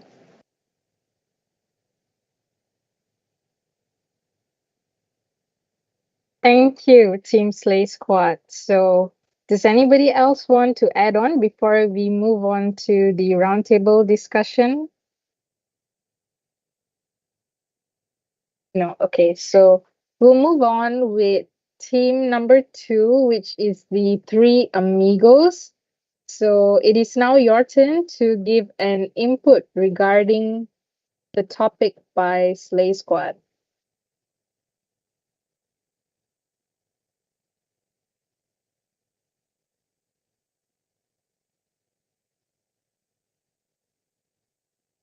The Three Amigos, are you there?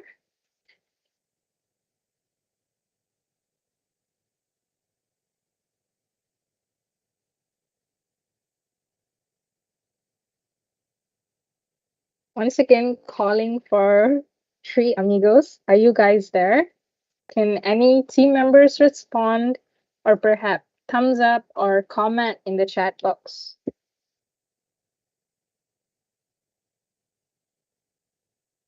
And just for your information, the team's participation in this session will be evaluated by the judges here.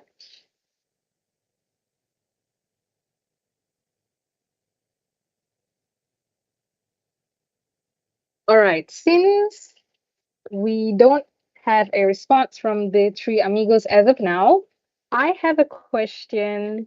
First, Slay Squad. How do education levels impact health outcomes? Could you guys please share your thoughts on this question?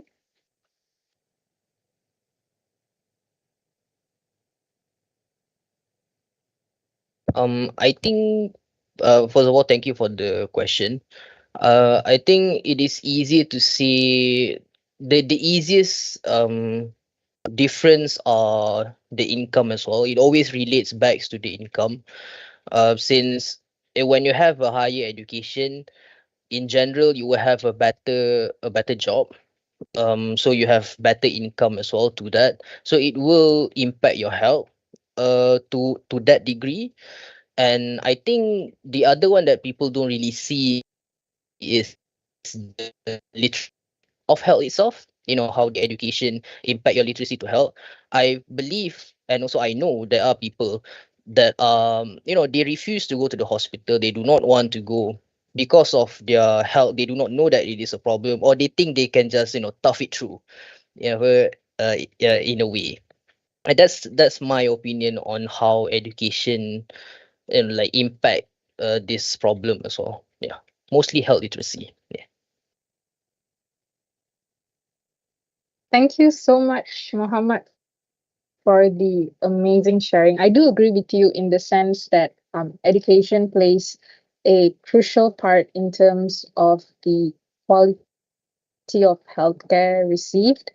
And most of the time, income definitely plays a role as well in education. I believe that people with higher income would be able to afford a better quality of education compared to people perhaps who are less fortunate in the sense that they might not be able to truly obtain the quality of education or knowledge that is necessary in terms of like basic healthcare and whatnot. Thank you so much. All right. So let us pick someone from the participants to give their opinion on this topic as well. So, Hannah, are you there?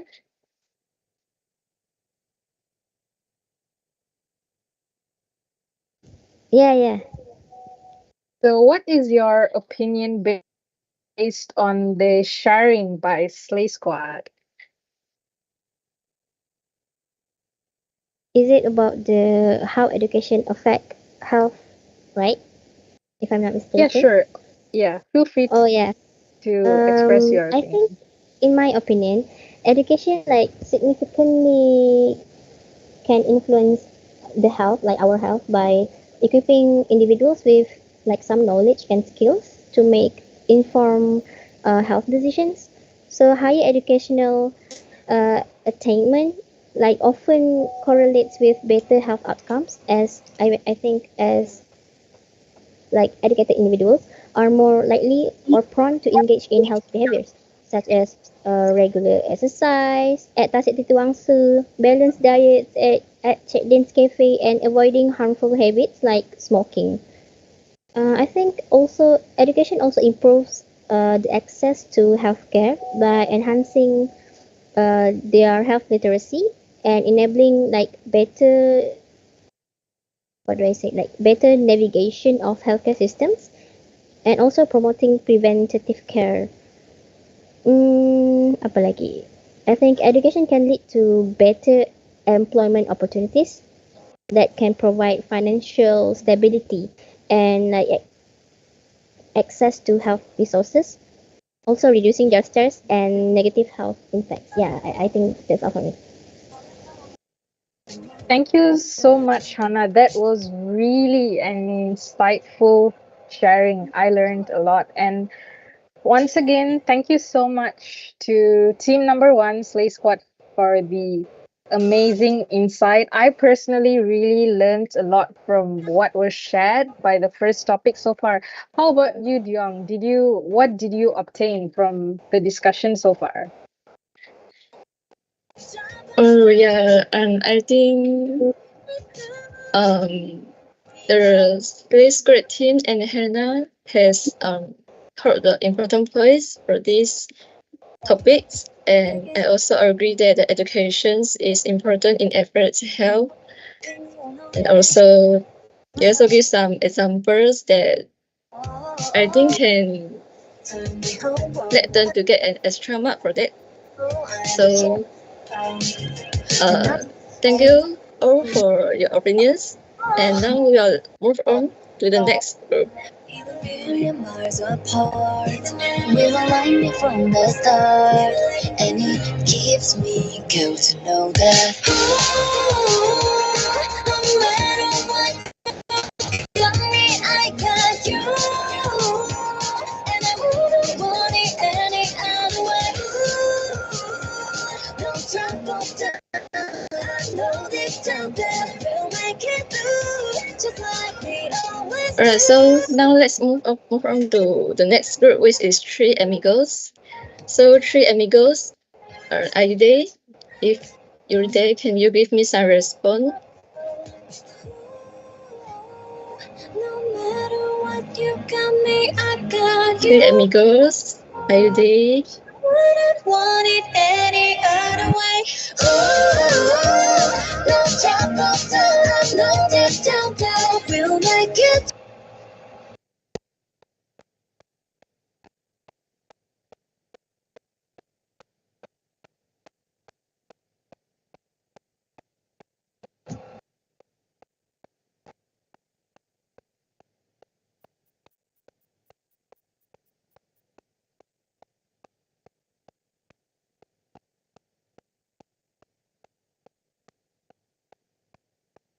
So last calling, Three Amigos. Do you have any representative from Three Amigos?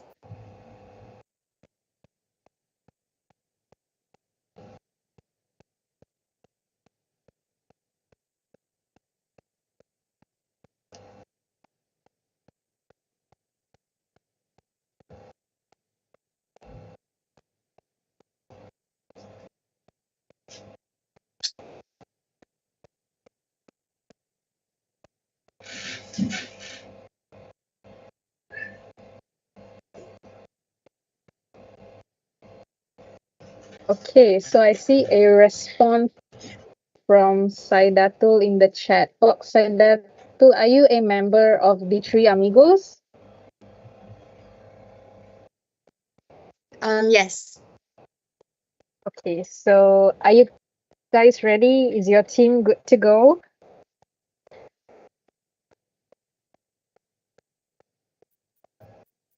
Yeah. Okay, so Tiong, spin the wheel. Alright.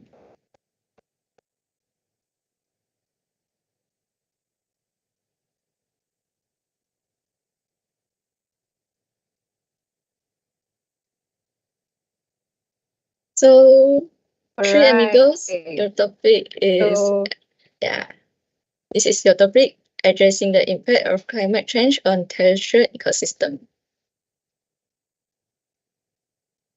So, Three Amigos, you now have 4 minutes to prepare for your sharing session. All the best.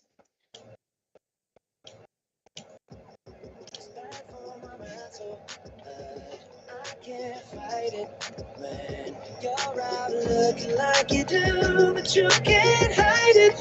No, put you in a frame, oh baby, you could bring you. Got your mama made you, making me insane. You cannot be explained. Ooh, you must be an angel. Put you in a frame, oh baby, you could bring you. Got your mama made you, making me insane. You cannot be explained. Ooh, you must be an angel.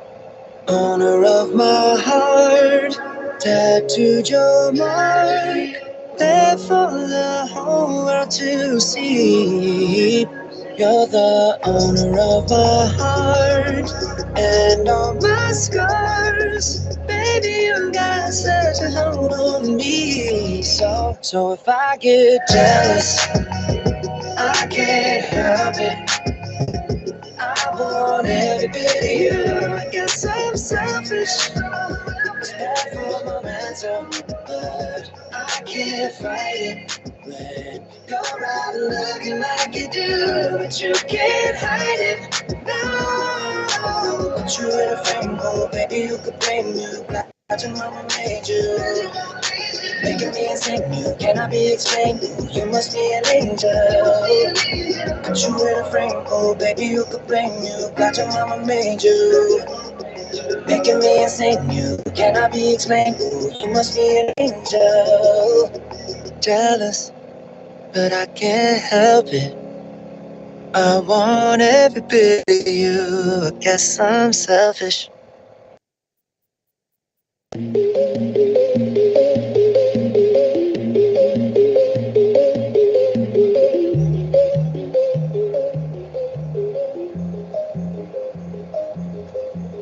I got what you want, I got what you need. Mobbing like we don't follow anything. Oh, left, right, get it on the floor. I wanna see you left, right, get in my zone. Then we hit the slide, ready for the swing. We don't want no ups, want no drama queen. Left, right, everywhere we go. We pull up on the left, right, busting up slow. I'm a one, got you. The ride, I'm switch lanes like this. Spin it out and flip, cruising down like we be on a trip. Boys, follow my flow, don't matter where we go. Oh, the only direction I know. Want your body scrubbing left, right, left, right. I want your body moving left, right, left, right. You keep me up, my heart is beating up and down, spinning round and round. Just like my girl is burning on the ground. You're down with me, then let's ride. Can nobody stop it, that's right. And my adrenaline is racing up and down, spinning round and round. Hit the pedal to the ground, listen to the sound, listen to the sound. We on to something, drop a fit, we killed it. Don't we all deserve it? I'll tell you how we want it. Oh, left, right, you've been here before, so do it till you get right. Get it one more. No, you can't deny it. Baby, don't you hide it. I like it, I bite it. Tell me if you are worth it. Really wanna know. I'm rapping every verse, singing real. Hold up, we going out, make sure not this right. Don't ask me if you don't know why. I hit the switch, hit the noise inside. Baby, say no more. Boys, just follow my flow. Don't matter where we go. Oh, the only direction I know. Want your body swerving left, right. I want your body moving left, right. You keep me up, my heart is beating up and down, spinning round and round. Just like my girl is burning on the ground. You're down with me, then let's ride. Can nobody stop it, that's right. And my adrenaline is racing up and down, spinning round and round. Hit the pedal to the ground, listen to the sound, This is the right time, so come get it. You know that I'll be there for you. Down, baby, are you down? Are you down? Let me take you to the other side.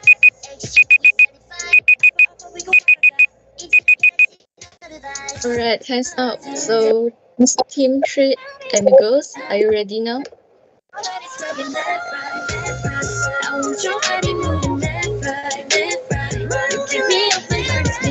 Yes, we are ready. Okay, so you now have 3 minutes for your presentation, and you can start now. Assalamualaikum and hi. My name is Nisha and I'm from the Three Amigos. So, based on the Spin the Wheels earlier, the topic is addressing the impact of climate change on terrestrial ecosystem. So, I want to highlight about the impact. These efforts are crucial to preserving biodiversity, maintaining ecosystem service, and also ensuring the health and resilience of our planet terrestrial environment. So some key aspect that I could address in this topic is first, mitigation of climate change. Mitigation of climate change can reduce the greenhouse gas emission. For example, implementing policies and technologies to cut down on carbon dioxide and other greenhouse gases is very essential. This includes transitioning to renewable energy sources, enhancing energy efficiency, and promoting sustainable agricultural practice.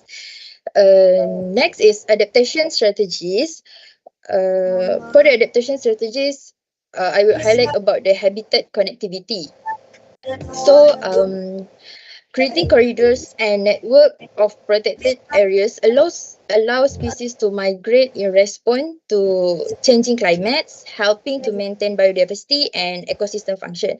Next is adaptive management. So for the adaptive management, employing flexibility management practice that can be adjusted as conditions change help ecosystem and species to cope with climate impacts. And for the climate resilient agriculture, developing crop varieties and farming practice that are resilient to climate extremes such as drought-resistant crops can ensure food security and reduce pressure on natural ecosystem. The next impact that I can address is restoration initiative. This is restoration initiative. I can explain about the reforestation and afforestation.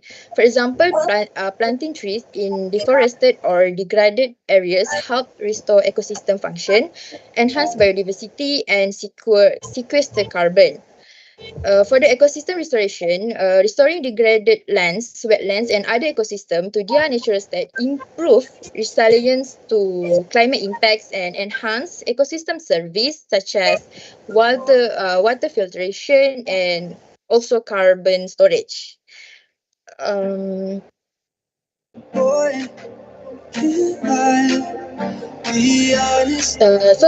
I want to conclude is by integrating these strategies, we can address the multifaceted impacts on climate change on terrestrial ecosystems, helping to preserve biodiversity, sustain ecosystem service, and it also ensure the resilience of natural environment in the face of a changing climate.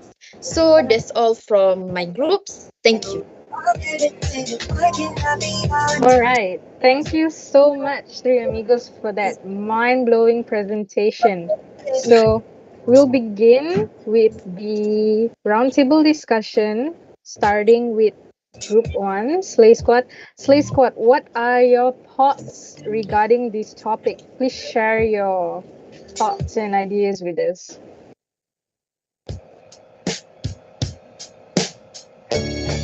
Just one more tear to cry, one teardrop from my eye. I think it is an important topic to discuss about. Since our what you say, like our climate is on the decline ever so rapidly or slowly, depending on how you want to see it. I think for me, a topic that we must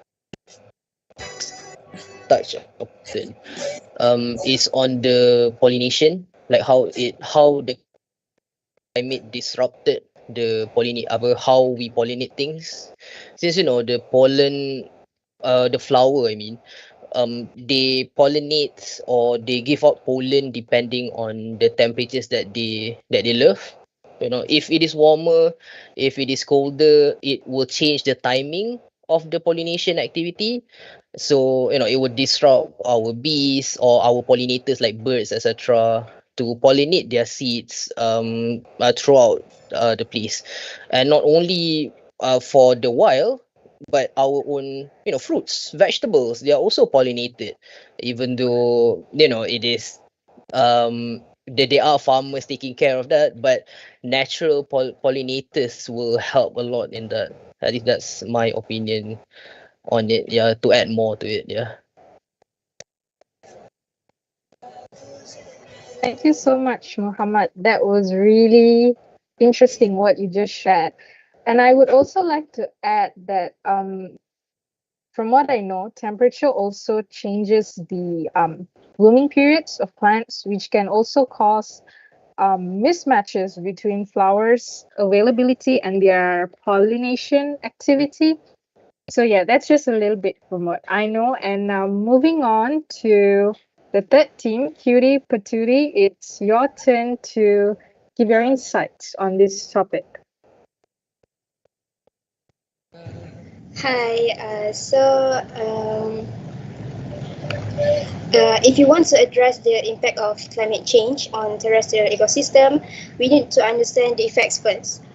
Some of the effects are temperature increase and extreme weather events like wildfire.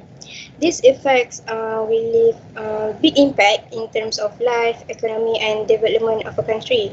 So, like, we need to have more research and strategies to combat the climate change. Um, but firstly, the group did well in their presentation, so well done to them. So my thoughts regarding this topic is we need more awareness and efforts to it.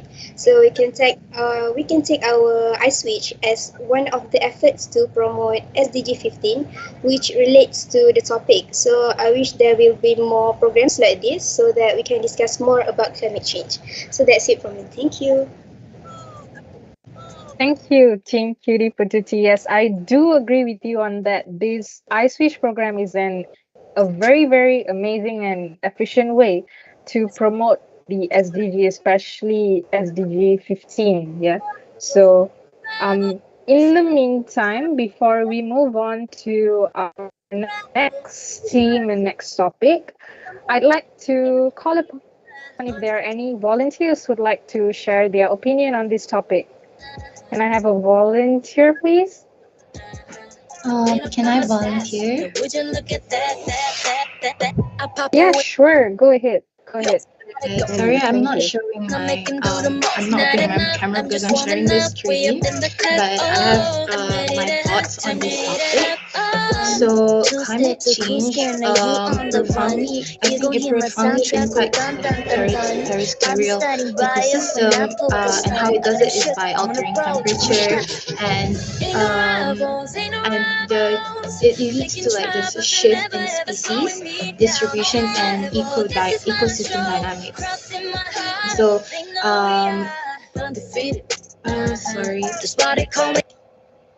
Okay, so the rising temperature can, actually it causes like this, it gives stress to all these species that are, heat sensitive, and it can disrupt breeding and migration patterns, and it will also facilitate in the spread of, invasive species and diseases. So on top of that, climate change also will result in like frequent droughts or flood, and it can impact plant growth and also soil health. So these changes actually can lead to habitat loss and degradation, like our presenters just now mentioned, right? Additionally, like extreme weather events such as wildfires and storms, they also further threaten like this terrestrial ecosystem stability and also the resilience. So I'm not sure if everyone remember yesterday, day one iSwitch, but one of the questions in Kahoot was about how many species is lost due to climate change. And the answer was about almost 100 and 200 species, if you guys remember. So yes, definitely climate issue is a very concerning topic. So yeah, this is just my opinion on it, and everyone did well in their presentation and opinion just now. That's all from me. All right, thanks for your opinion. And I also think that the climate change impacts the terrestrial ecosystem. So let's move on to the next group, which is 𝗗𝘁𝗵𝗺𝗃. So teams 𝗗𝘁𝗵𝗺𝗃, are you ready now? Yes, we are ready. Okay. So now I will share the screen for spin the wheel.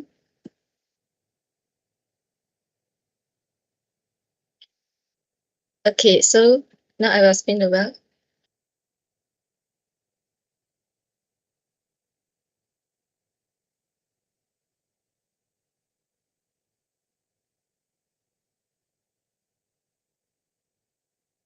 So your topic is combating illegal wildlife trade and its impact on biodiversity.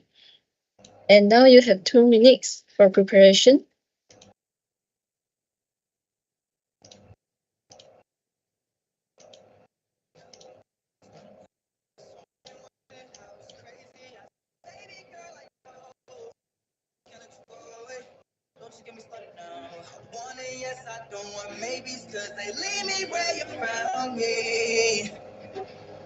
Don't leave. I just love the way you got me feeling. Love feeling inside you. Take the way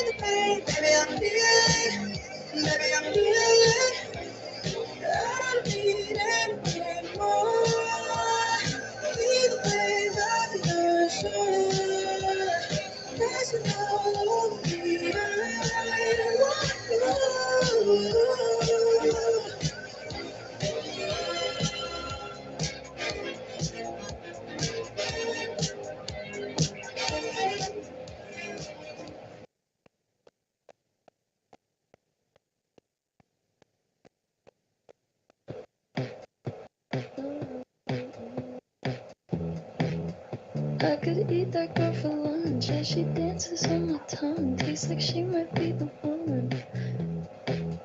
I could never get enough. I could buy her so much stuff. It's a craving, not a crush.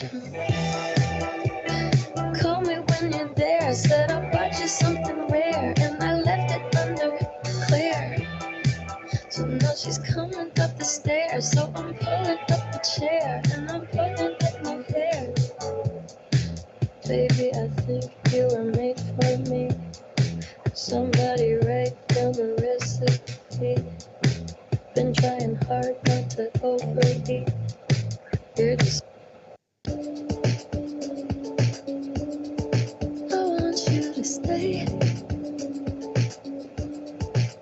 So guys, in the meantime, while waiting, how do you guys find this program? Is it interesting? Is it boring? Is it what do you feel about it? Feel free to comment in the chat box. I feel like it's fun and impactful. It's give me so much knowledge throughout the 2 days. Yeah, I do agree with you. I learned so many things that I wasn't aware of before this. Prima said it's fun. Yes, it is fun. I am having a lot of fun. What about Dion? How do you find this so far, Dion? Do you like it? Oh yeah, I think this section tonight is actually interesting and exciting. So I hope everyone can learn something from these sections and can have more knowledge about SDG 3 and SDG 15. Thank you, Dion. Right, can we have another volunteer perhaps, since we have about like 50 seconds left? Another person to share your thoughts.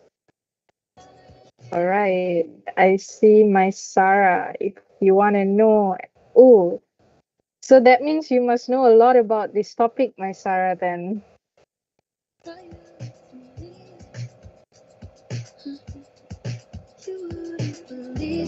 If I told you, you wouldn't get the compliments I throw you.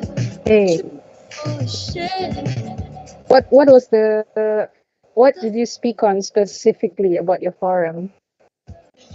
Say you say that your mind's polluted. Say you won't quit. Don't be stupid. All right, so since the time is up, 𝗗𝘁𝗵𝗺𝗃, it's time for you to present your opinion regarding the topic combating illegal wildlife trade and its impact on biodiversity. So are you guys ready? Yes, we are ready. Okay, so your time starts now. So far, everyone's information wildlife trade is an illegal act, but also one of the high-rising crime act nowadays. These people will capture and kill animals to sell some of parts like horns and fur to gain profit, which is very cruel. The impact to biodiversity is species extinction and ecosystem imbalance due to animal being killed and becoming lesser and lesser. It will also affect human health because there are possibilities of infections. To combat this, we have to raise awareness among public so that they will not support wildlife trafficking products. And next, we need to strengthen the law and enforce it. Maybe impose a heavier punishment. So to conclude, it should be everyone's responsibilities and everyone should be aware.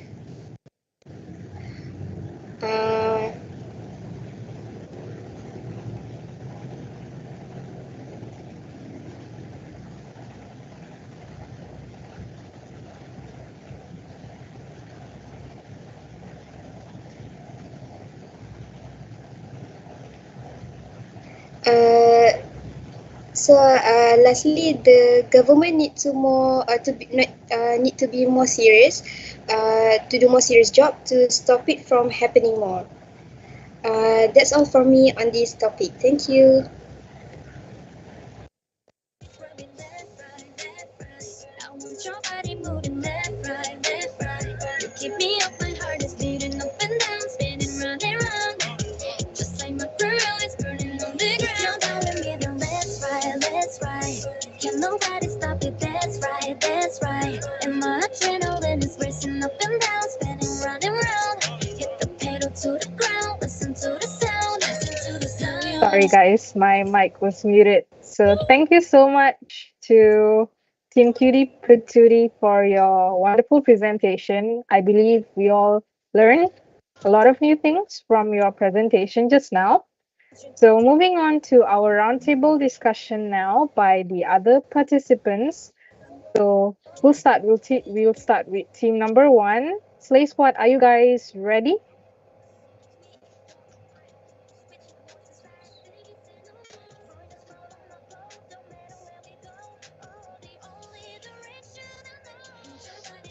Slay Squad, are you guys there?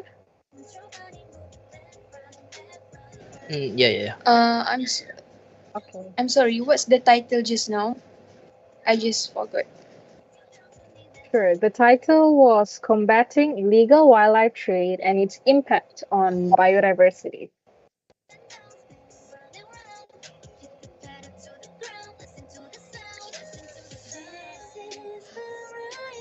So come get it. You know that I'll be there for you. Down, baby, are you down? Let me take you to the other side. XG, we certified. Alpha, we go right of that. Into the galaxy, no divide. Down. Tell me if you're down. Control that is rubbing left, right. So, are you guys ready?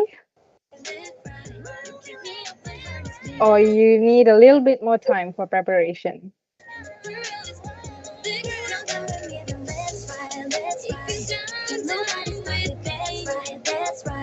Play Squad, are you there?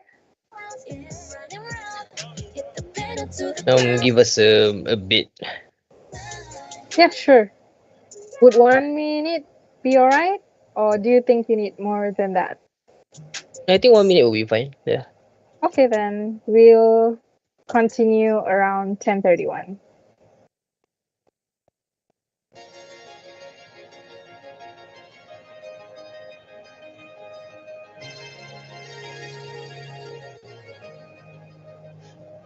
A little reckless, I want the address. Calling on dumb love, and it's just that love. Keep me guessing, have the story unfolds with you. When I'm walking into the darkness, I know you'll be right there, lighting up the flares. When it's falling, I will follow you too. So in the meantime, just now, Maisara, are you there? You were telling me about your forum topic. Hi. My topic is more like infectious disease in Asia. So I should about climate change. Like, I don't know to explain, but because it's quite complicated. It likes how climate change affects infectious disease like that. So my part for the forum is adaptation and mitigating of climate change. For example, like urban forests, like DBKL did. Yes. So that's my topic. So that. So if so sorry, correct me if I'm wrong. So basically, your part was about how temperature affects the diseases, right? It's not about temperature only. It can be a lot of things. But for my topic, I'm more specific on temperature, because in Asia we only especially Malaysia, we only have one. We only have summer, kind of summer, so that's why I'm more focused on temperature. All right. Thank you very much. That does seem like an interesting topic indeed, Dion, doesn't it? Welcome.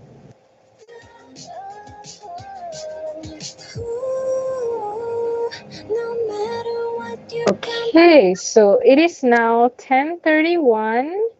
So Slay Squad, are you ready? Yes. Okay, so the floor is yours. Okay. I do not have much to add on the topic itself because it's not really something that I know a lot of, hence why the delay. But essentially, I think when we think about illegal wildlife, I'm sure we'll be thinking of like South Africa and like the savannah and things like that. Like, we see movies and like shootings of animals and all that kind. But actually, Malaysia or Southeast Asia in general is actually quite how do you say, like the pathway of the trade itself. Like they come here to as a macam ni kah? Like before they sell it somewhere, sometimes it will reach to us first, maybe as a storage or like a pathway, an easier pathway, for example. Yeah, so it is actually concerning us as well, even though we do not have like vast savanna like to have any illegal wildlife to kill, for example. But it is still within our jurisdiction to control all this problem. For example, I think the more common animals that we found is like pangolins and also elephant tusks. Yeah, there's also quite common animal trait that will come into Malaysia as well. And another thing, I'm not sure if this is related, but I think we should also touch on like the breeders or like how like illegal animal breeding as well, since that also happen um quite prevalent, but it is not talked about that much because it is not impacting the wildlife directly. Yeah, that's my opinion on it. Yeah. Thank you so much, Muhammad, once again for the extremely interesting and insightful input. Is there anyone else from team number 1 who would like to add their opinion before we move on to team number 3?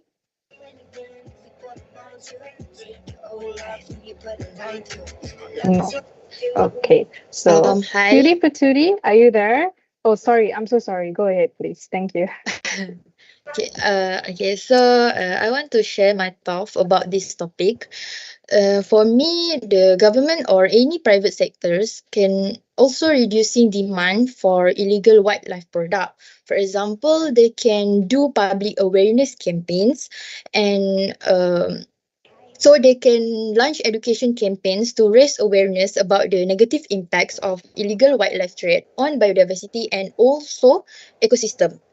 They can target the specific consumer groups to with message that discourage the purchase of illegal wildlife product. For me, the next tips for reducing demand for illegal wildlife product is alternative product. So about the alternative product, I can suggest that the government or any private sector can promote the use of legal and sustainable alternative to product derived from illegal wildlife trade, and also they can ads about the certification program. They can encourage certification and labeling programs that help consumers identify and choose sustainable source wildlife product. So that's all my thought, and thank you.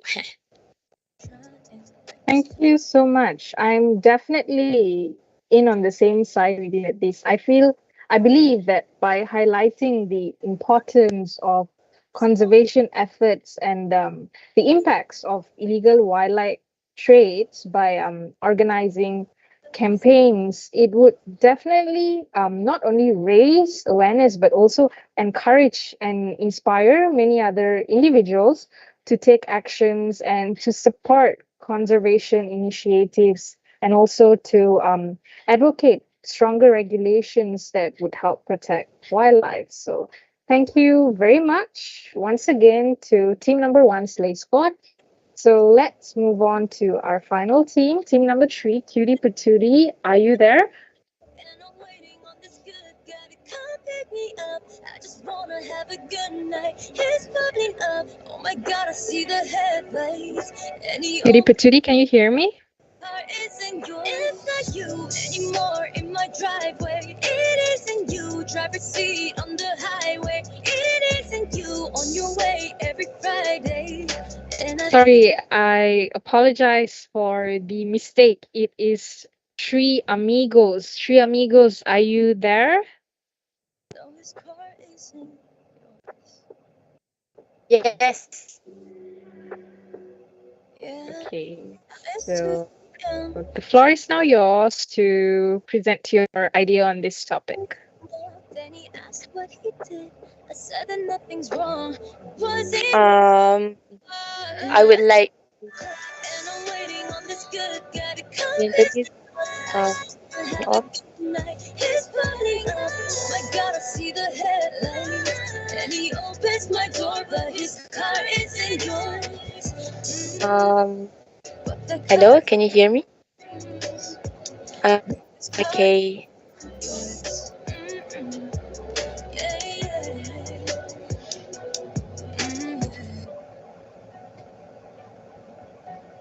Okay, thank you. So I would like to it's more to like sharing to add on the points that our friends had shared just now on pangolins.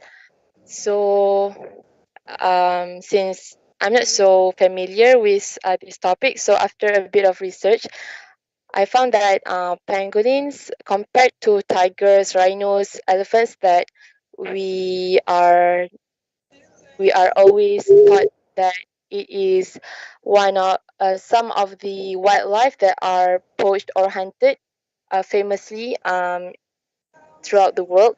Actually, pangolins are one of the most poached wildlife animals, since it can be beneficial to those in three areas.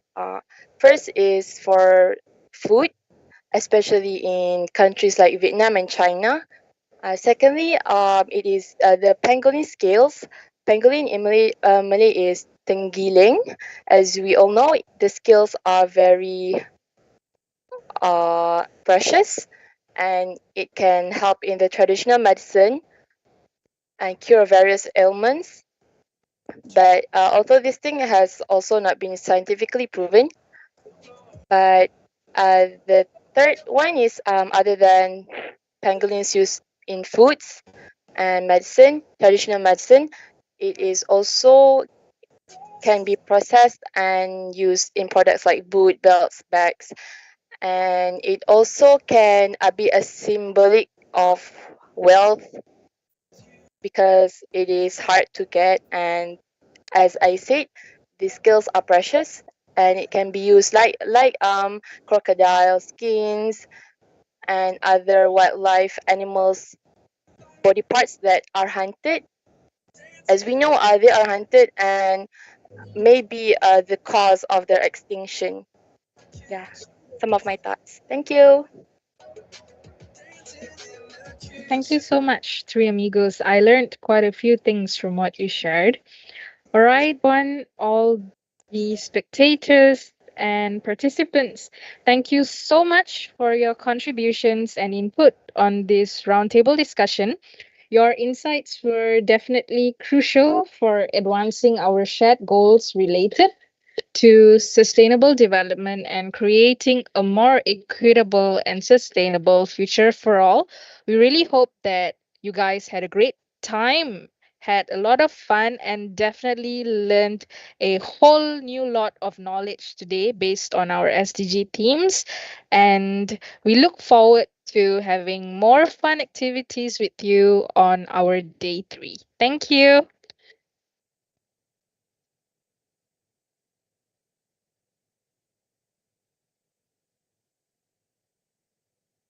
All right, welcome back. I'm back, everyone. So, like my friend said just now, right? In earlier, some of the topics I don't even really understand, but during the sessions, after hearing all of the presentations, all the discussions, I think like I do now understand more about our topics regarding on focusing on SDGs, everything, right? So, how was it, everyone? May I have some reactions? How was that? Just now was my thought. What about your thoughts regarding our sessions today? I think all group they did so well in sharing their thoughts in doing their research. So I think all groups deserve a big applause to themselves for being able to give us new knowledge tonight, despite giving like only 2 minutes to prepare. So I think all of you guys are doing such a great work. So congrats to all three group. Right, agreed. I could not agree more than you, Sharifah. I believe that it is an eye-opener. These sessions really, it's a very simple one, yet a very knowledgeable and interesting. So now, I am so glad that everyone have fun during our session just now. So I'm afraid that we have come to an end of our meeting today. So before we end this meeting, I would like to call upon the multimedia team for us to take a group photo. So may I invite everyone to turn on your cameras and show us your last beautiful smiles before you go to sleep tonight. So passing it to you, multimedia team.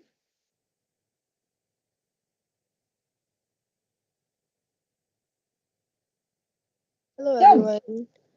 I am Nalisha from Exco Multimedia and I'll be taking over the photography session again. Kindly turn on your cameras and we would really appreciate it if you can use the virtual background provided. We will be taking 2 pictures in formal and freestyle. Alright.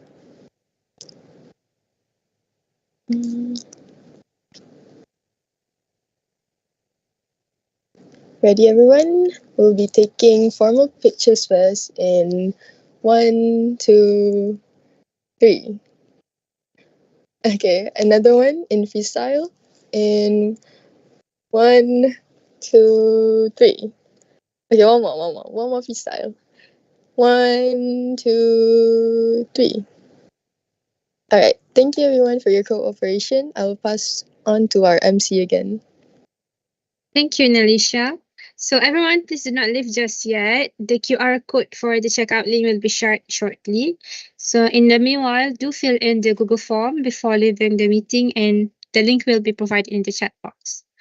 So while waiting, I'm sure that we have many photos today or some of you might snap or anything. So do take us on our official Instagram account at 𝐈-2024_HELA_BMFSK if you are posting any photos or videos regarding today's event. So thank you everyone for sparing your valuable time to join us today. And if you still have any doubts regarding the event flow, do not hesitate to contact your facilitators. So see you tomorrow. Good night. And once again, I am your MC Farah signing off for today as your thank you everyone. You may leave the meeting. Bye. Good night. Bye. Thank you, everyone.